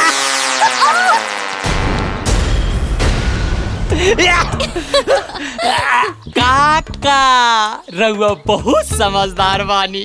रहुआ के सब पता बा केकर नीक बा केकर खराब बा। बाकी बनरा बनरी कहाँ जाने अदरक के स्वाद।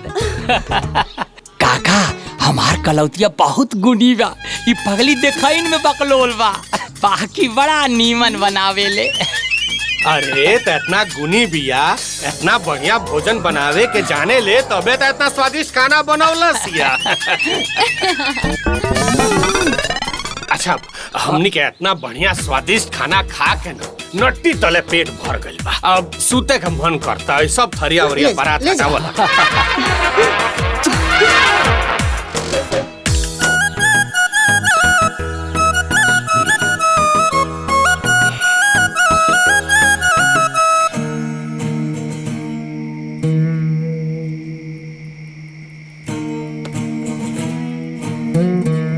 अरे माई बाबूजी की इतना अच्छा अच्छा खाना बना के खिलवनी। बाकी उनकरा के तो बाहर वाले के खाना पसंद आवत बा। ये लेवी देवी के चक्कर में उलझा देले बड़े बाबूजी। तू हिम्मत मत हारा और ही मेहनत करा। एक न एक दिन बाबूजी खुश होबे करिए। अरे काका काकी तो हमनी से खुश बाड़े। ऐसे नीमन नीमन बना के खूब खियावल जाई काका काकी। जी करी सेवा है पाई देवा। तो दूसर कोनो चारा भी नहीं खे। तारा एक काम कर, सब काम ताम छोड़ के बाबूजी के सेवा में लग जा। तो ठीक बा, आज से हम बाबूजी के और अच्छे से सेवा करब, अच्छा अच्छा और बना के खियाई। देखम बाबूजी एक बार खुश हो जाइए। सारा प्रॉपर्टी हमने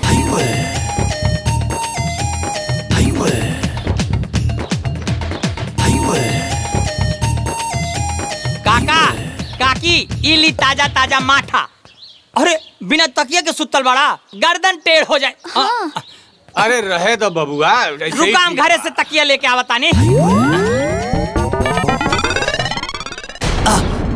दिन भर गर्दने के नीचे लगा के तकिया सुतल रहबा, गर्दन टेढ़ हो जाए तो बैठ के ओलर के करवे टर टर तकिया लगे। ऐसा निर्दयी हो गए रे, अरे तोर बाप ना है का लाची। उठाई मुंडी इले। काकी चल तू बैठा, जा जा कुर्सी बैठा। आई ना काकी। अरे रोहे दो। कलते काकी के बढ़िया से सिर दबावा। ले आई काका, हम दबावतानी। अरे वो दबावते रहियो, काहे कष्ट करता रह। अरे काका पुरनिया के पैर दबौला से पुण्य मिली। आई गोड़ दबौला के बाद माठा पी लिया। बाबूजी ई दही और मट्ठा के चक्कर में पड़ी हम। मौसम बहुत खराब चलता, तोरा के सर्दी जुकाम हो जाए। तोरा खातिर गर्मा गर्म काढ़ा बनवाओ तनी। अजवाइन, मंगरैला, हाँ ए तुलसी का पत्ता भी डाल दिए, एक चम्मच शहद भी डाल दिए ताकि बाबूजी कड़वा ना लगे। ठीक बा।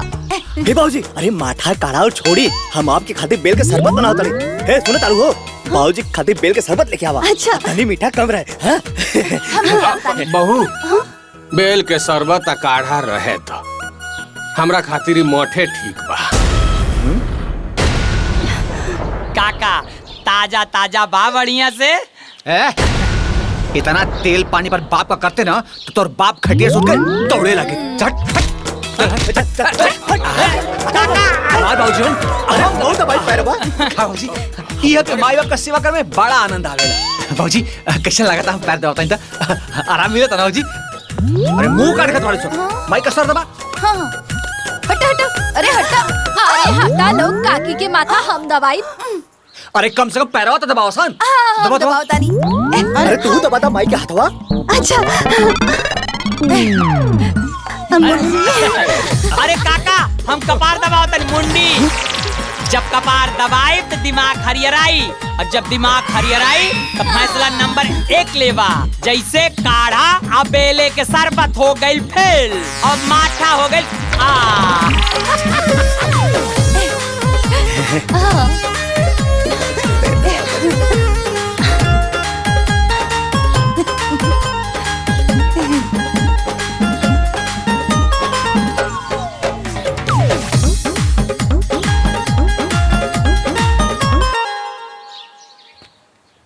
अरे काकी आराम से आराम से आराम से बैठा बैठा आराम से बैठा। काका इली च्यवनप्राश सुबह सुबह तो तू इनकई के 2 चम्मच जहाँ 3-4 दिन लेबा एकदम बीमारी छोड़ के भाग जाई, तंदुरुस्त हो जाइबा, घोड़ा नियन दौड़े लगवा, 20 साल उम्र ये कम हो जाई। ली। अरे बबुआ अब जी के का करे जा, हम तो भगवान से मनाओ तनी कि जल्दी ऊपर बोला लेस। अरे बाबूजी ऐसा अशुभ बात काय करे तानी, इली हल्दी वाला दूध बहुत फायदा करी। अरे ना ना बाबूजी, एक पी काजू पिस्ता बादाम डाल के गरमावले बानी। बाबूजी हल्दी वाला दूध। बाबूजी ला पिया तो। रो अरे ना पिया ना। हाँ लाओ लाओ।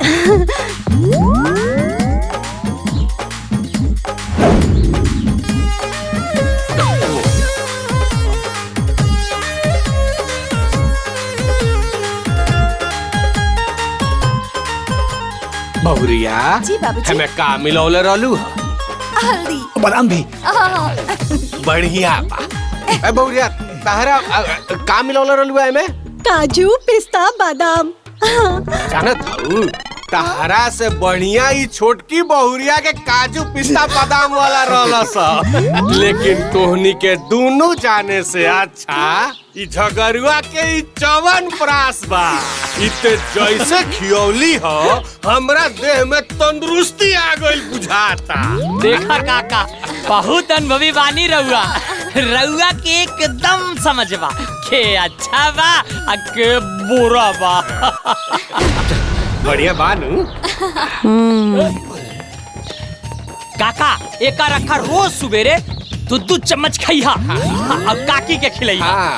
ला लॉक काका ई दूधवा पी जाई का? हाँ पी जा ले एक गिलास पाई मार।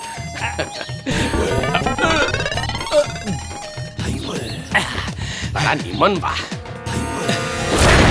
ये आपकी माई बाबू कौन काट के बनल बाड़े? इतना सेवा कैला के बाद भी उनकर मुंह सोजा नहीं किया होत और तो और सिर्फ झबरू की तारीफ में लगल रहे। दीदी सही कहलू, लागेला कि हमनी ना झगड़ू ही उनकर सगा बाड़े। हमनी के भागत भागत एड़ी के पसीना चोटी चढ़ जाला और तारीफ खाली झगड़ू और कलौता के ही होखेला। हाँ कितना मेहनत करके कुछ भी बनाई, बाकी उ लोग के मन ना भरेला। ये तो वह बात हो गई ना कि बकरा जीव से भी गई और खाए के स्वाद भी ना आइल। कुछ न कुछ तो करे के पड़ी। अरे कुछ न कुछ ना, सीधे बात करे के पड़ी। और न तका अब ही तब बाहर वाला खाली तारीफ लेके जात बा। ऐसे ही रही ना तो प्रॉपर्टी ले जाई। ऐसे कैसे को प्रॉपर्टी लेके चल जाई? हाँ? ऐसा कब्बो ना होके थे। बाबू से ये बात करते हैं। हाँ चल सब लोग चलो चली चलो।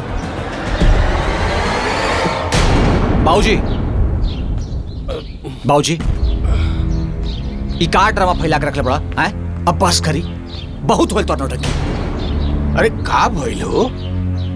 कैसन नौटंकी, कैसन डरामा? या भाई कि हमनी का अपने घर में बेगाना हो गई जा। हमनी का परीक्षा देवे पड़ी, पास होके के पड़ी। पास होके खाते हमनी के प्रूफ करे के पड़ी कि सेवा करीला कि ना करीला। बाबूजी हमनी का और हमनी का पत्नी रउआ के हमेशा सेवा सत्कार करत बनी, ओकर कोनो मतलब नहीं के। आ 2 दिन से झगड़ुआ का मेहर तोहर तेल पालिश का कदलिन सो हैं? उतने फुलफुला गइला। अच्छा एक बात बताई, हमनी का रउआ संतान जे कि ऊ झगड़ुआ तू लोग बाड़ा। तापे बताई ना, दुनिया में कौन बाप ऐसा ना जब अपने संतान का हक दूसरे के देख सोचला। केहू ना देला। आ दुनिया के कोनो माई बाप अपन संतान के अधिकार दूसरा के ना देला। ऐसन होके के भी ना चाहिए। लेकिन ये सब बात कहे से पहले तोहनी के यो सोचे के चाहिए कि तोहनी के अपन अधिकार अपन हक मांगे से पहले हमनी के अपन हक देवे के चाहिए। जैसे तोहनी के अपन लड़ाई लड़त तारा लगी, वही तरह हमनियों के अपन अधिकार पावे के हक बा। तोहनी के अपन लड़ाई लड़त तारा लगी, हमनी के अपन हक के लड़ाई लड़ता नहीं जा। मतलब जे हमनी के सेवा करी ओकरे हमार संपत्ति मिली। अरे ऐसे कैसे बाबूजी? ई प्रॉपर्टी हमनी का हो, हमनी का तोहर संतान ही जा। तोहर मरला का बाद या तोहर जेती जी ई प्रॉपर्टी हमनी का हो और कानूनन हक भी हमनी के। तो ठीक बा, बैठ के मनौती मांगे लगे, करा लगिन भगवान से प्रार्थना कि जल्दी से भगवान हमनी दोनों बेकत के अपना लगे बुला ले। करा लगे। हाँ तो मनाइबे करा, मर जा। ऐ जो नया ढोकसला पल्ले बड़ा ना कि जे सेवा करी वह प्रॉपर्टी ले, तो देखिला क्या के ले वाला दूसर के हूँ। कानून के जानकार बाड़ा, वसीयत बनावत बाड़ा। अरे हमहू के पता बा कानून के बारे में।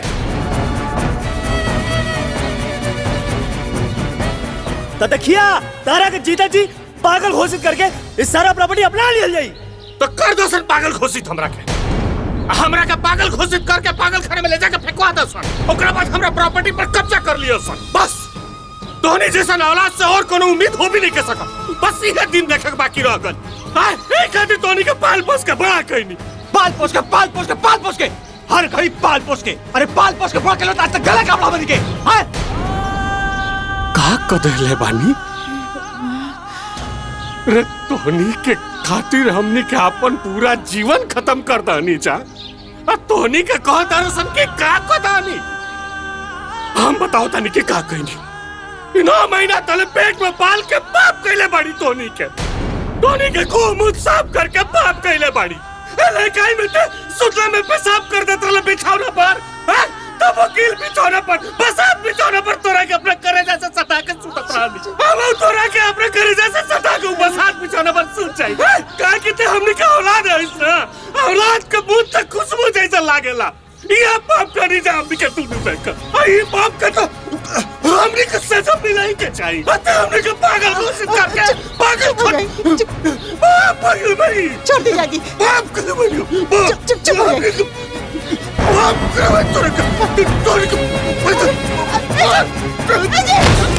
अरे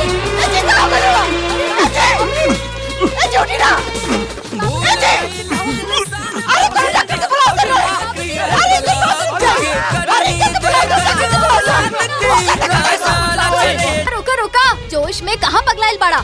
अरे ई सब पचड़ा में मत पड़ा। का हॉस्पिटल गइल बाड़े, दुनिया भर के पैसा लागी त देबा।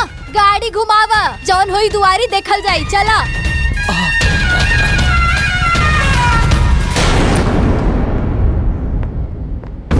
डॉक्टर साहब वहाँ के तबीयत कैसन बा? ठीक बानी हो? ठीक हो जाए वहाँ के? डॉक्टर साहब बाबूजी ठीक हो जाए ना? देखी अभी तो हम कुछ क्लियर नहीं की कह सकत, बाकी उनकरा के हार्ट अटैक आइल बा। 90% ब्लॉकेज बा। 3 गो स्टेंट डाले के पड़ी तबे कुछ हो सकेला, न तो जान बचावल बहुते मुश्किल बा। आप लोग जल्दी से पैसा के इंतजाम करी, काहे कि ऑपरेशन कईला बहुते जरूरी बा। डॉक्टर साहब यही बताइए कि पैसा कितना लगी? यह कुछ 6 से 7 लाख रुपया। ए बेटा जल्दी से पैसा के इंतजाम करो, अपना बाबूजी के बचा लो। ए बेटा दोनों भाई मिलकर पैसा के इंतजाम करो, बचा लो अपना बाबूजी। तू चिंता मत कर। ए बेटा तू पैसा के इंतजाम करो। दोनों भाई मिलकर पैसा के इंतजाम करो। पैसा के इंतजाम करो। हाँ भाई हाँ, बाबूजी के बचा लो। हम बाटी। चिंता मत कर, हम बाटी। पैसा का बाबूजी के अपन आखिरी सांस तक लगा दे। बाबूजी कुछ ना हुई, कुछ ना बाबूजी की कुछ ना हुई।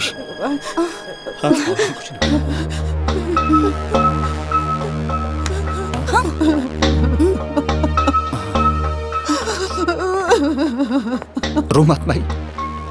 आई ना। हम होता नहीं भाई।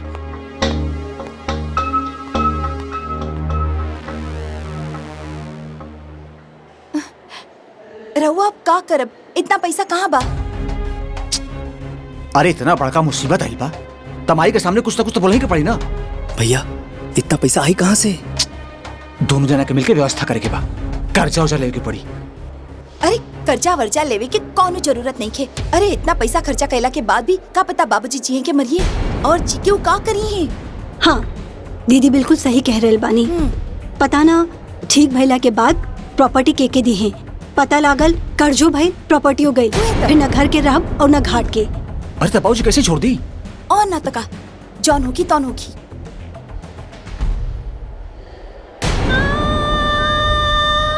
एक काम कर जा, स्टाम्प पेपर पर बाबूजी का अंगूठा ले ले जाओ। हाँ। और वसीयत बना ले जाओ, और उहे वसीयत पर सारा प्रॉपर्टी अपने नाम कर ले जाओ। हाँ, ये ठीक रही। ये ठीक रही भैया। एक काम करा, तू दोनों जना के रिक्शा पकड़वा के घरे भेज दो, और तू फटाफट स्टैम्प पेपर लेके आ जा। हम इंजे बने। ठीक बा भैया, ठीक बा। माई के मिल के जा सन। माई रोमत भाई देख, हम सारा बात कर ली पैसा कौड़ी का इंतजाम करे खातिर।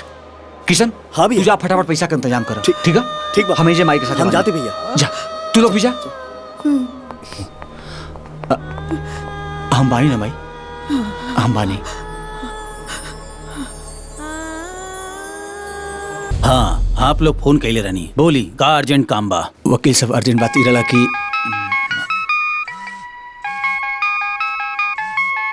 फिर ओकर फोन होता, हम मोबाइल स्विच ऑफ करते नहीं, तू स्विच ऑफ कर दे।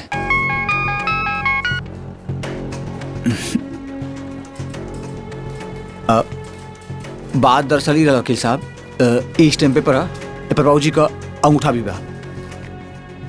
ताप कैसे भी करके बाबूजी का पूरा प्रॉपर्टी हम दोनों का नाम वसीयत करके रजिस्ट्री करवा दी है। अभी कुल कैले के जरूरत ना बा। असल में आप लोगन के पिताजी अपन चल और चल दोनों संपत्ति आप भाइयन के नाम पहले से लिख चुकल बने।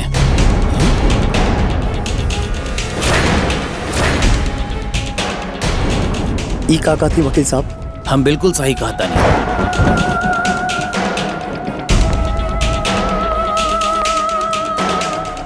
और ई बा आपके पिताजी के वसीयत के पेपर। आप लोग निश्चिंत होकर घरे जाएं।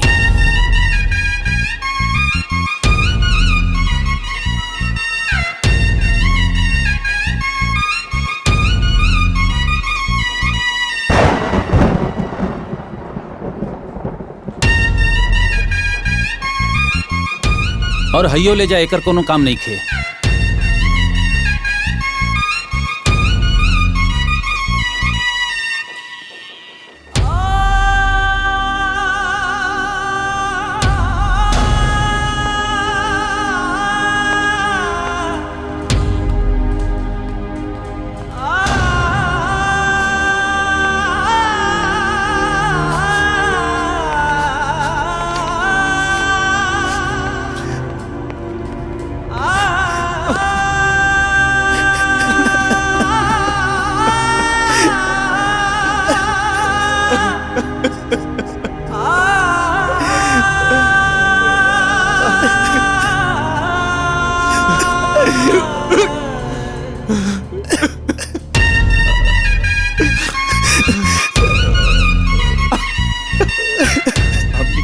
बाबूजी की कितना गलत समझते हैं लीजा ने। वो तो देवता निकल हमली के इतनी नालायकी के बाद भी बाबूजी अपन पूरी संपत्ति हमली के दे देले और हमली उनके खातिर का के ले जाए। उनके असहाय हॉस्पिटल में मरे खातिर छोड़ के चले ली जाए। हमली के पापी है भैया, पापी।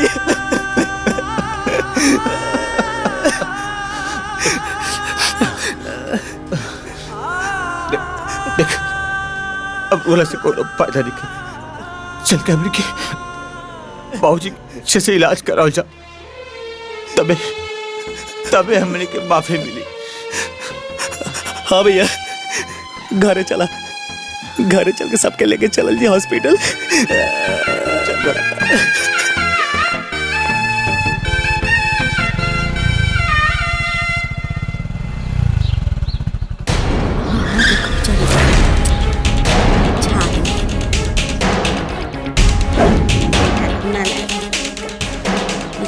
किशन,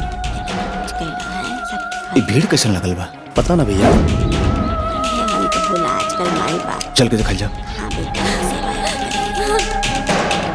बाबूजी, बाबूजी, बाबूजी,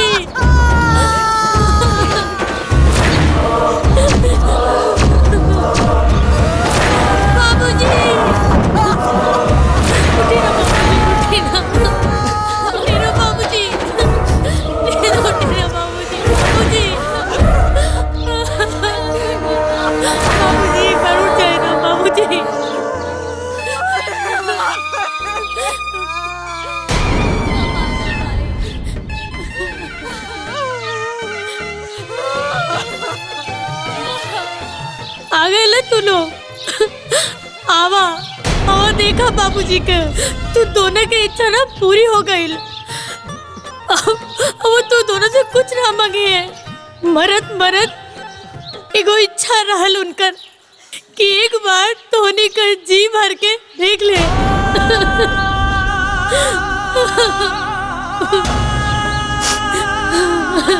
अरे कितना भागा बड़ा तू दोनों, कितना फोन कहनी तू दोनों के।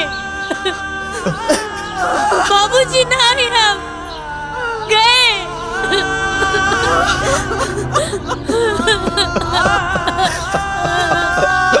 बाबूजी,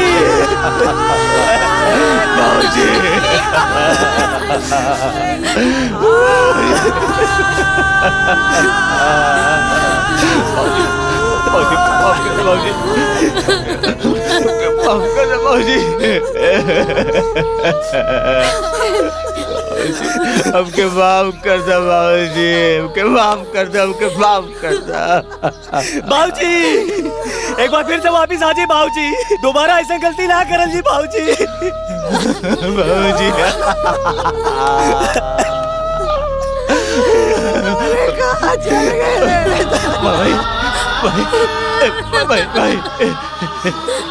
बाबूजी बोल निकल भाई, बाबूजी बोल निकल। बाबूजी के मुँह आवल गइल बा भाई, बाबूजी के मुँह आवल गइल बा। उनके मारे वाला के हुआ नहीं के उनके बेटा बड़े भाई। ए भाई हम पापी बानी। ए भाई हमरा के मार, हमरा के मार, हमरा के मार। ए भाई हमरा के सजा दे, हम दोषी बाटी, हम दोषी बाटी। मार भाई, हमरा के मार, मार भाई, हमरा के मार और मार, मार भाई मार, दोषी बाटी, हमरा के सजा दे भाई। माफी मांगे के बना तो उनसे ना ओकरा से मांगा जेकर की जिम्मेदार भाड़ा तू। बाबूजी भैया, बाबूजी माफ कर दिया बाबूजी। जिंदगी भर इस स्वार्थ भाव से तू दोनों के पाल पोस के बड़ा खेले ने बाबूजी। अरे का कुछ ना खेले, हर संभव प्रयास खेले कि तू दोनों खुश रहा। अपन पेट काट काट के तू दोनों के जिंदगी भर की खुशी दी ले। अरे अपन जान जोखिम में डालकर तू दोनों में जान छिड़कत रह ले। अरे का मांग लेनी तोरी से? हाँ, चंद रुपया की खातिर मर गए ले बाबूजी।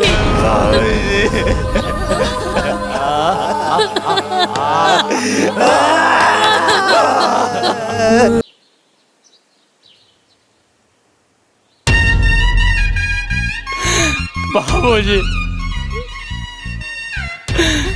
ए बाबूजी, बाप रखे माफ करना। ए बाबूजी, बाबूजी, हम लोग चंद पैसा के लालच में सब भूल जाते बाबूजी कि महतारी बाप से बढ़ के इस दुनिया में क्यों ना बा बाबूजी। हमने भी एक दिन बुढ़ा जाइब था, हमने के औलाद भी हमने के साथ यही करी ना बाबूजी। बाबूजी माफ कर दो बाबूजी, माफ कर दो बाबूजी।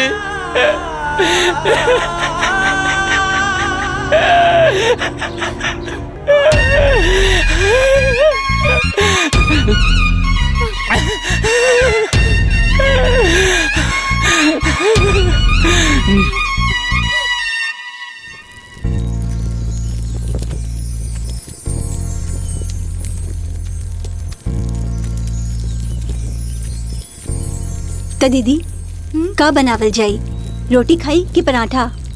एक काम कर, पराठा बना दे। बच्चा लोगन के पराठा बहुत पसंद बा। अच्छा ठीक बा।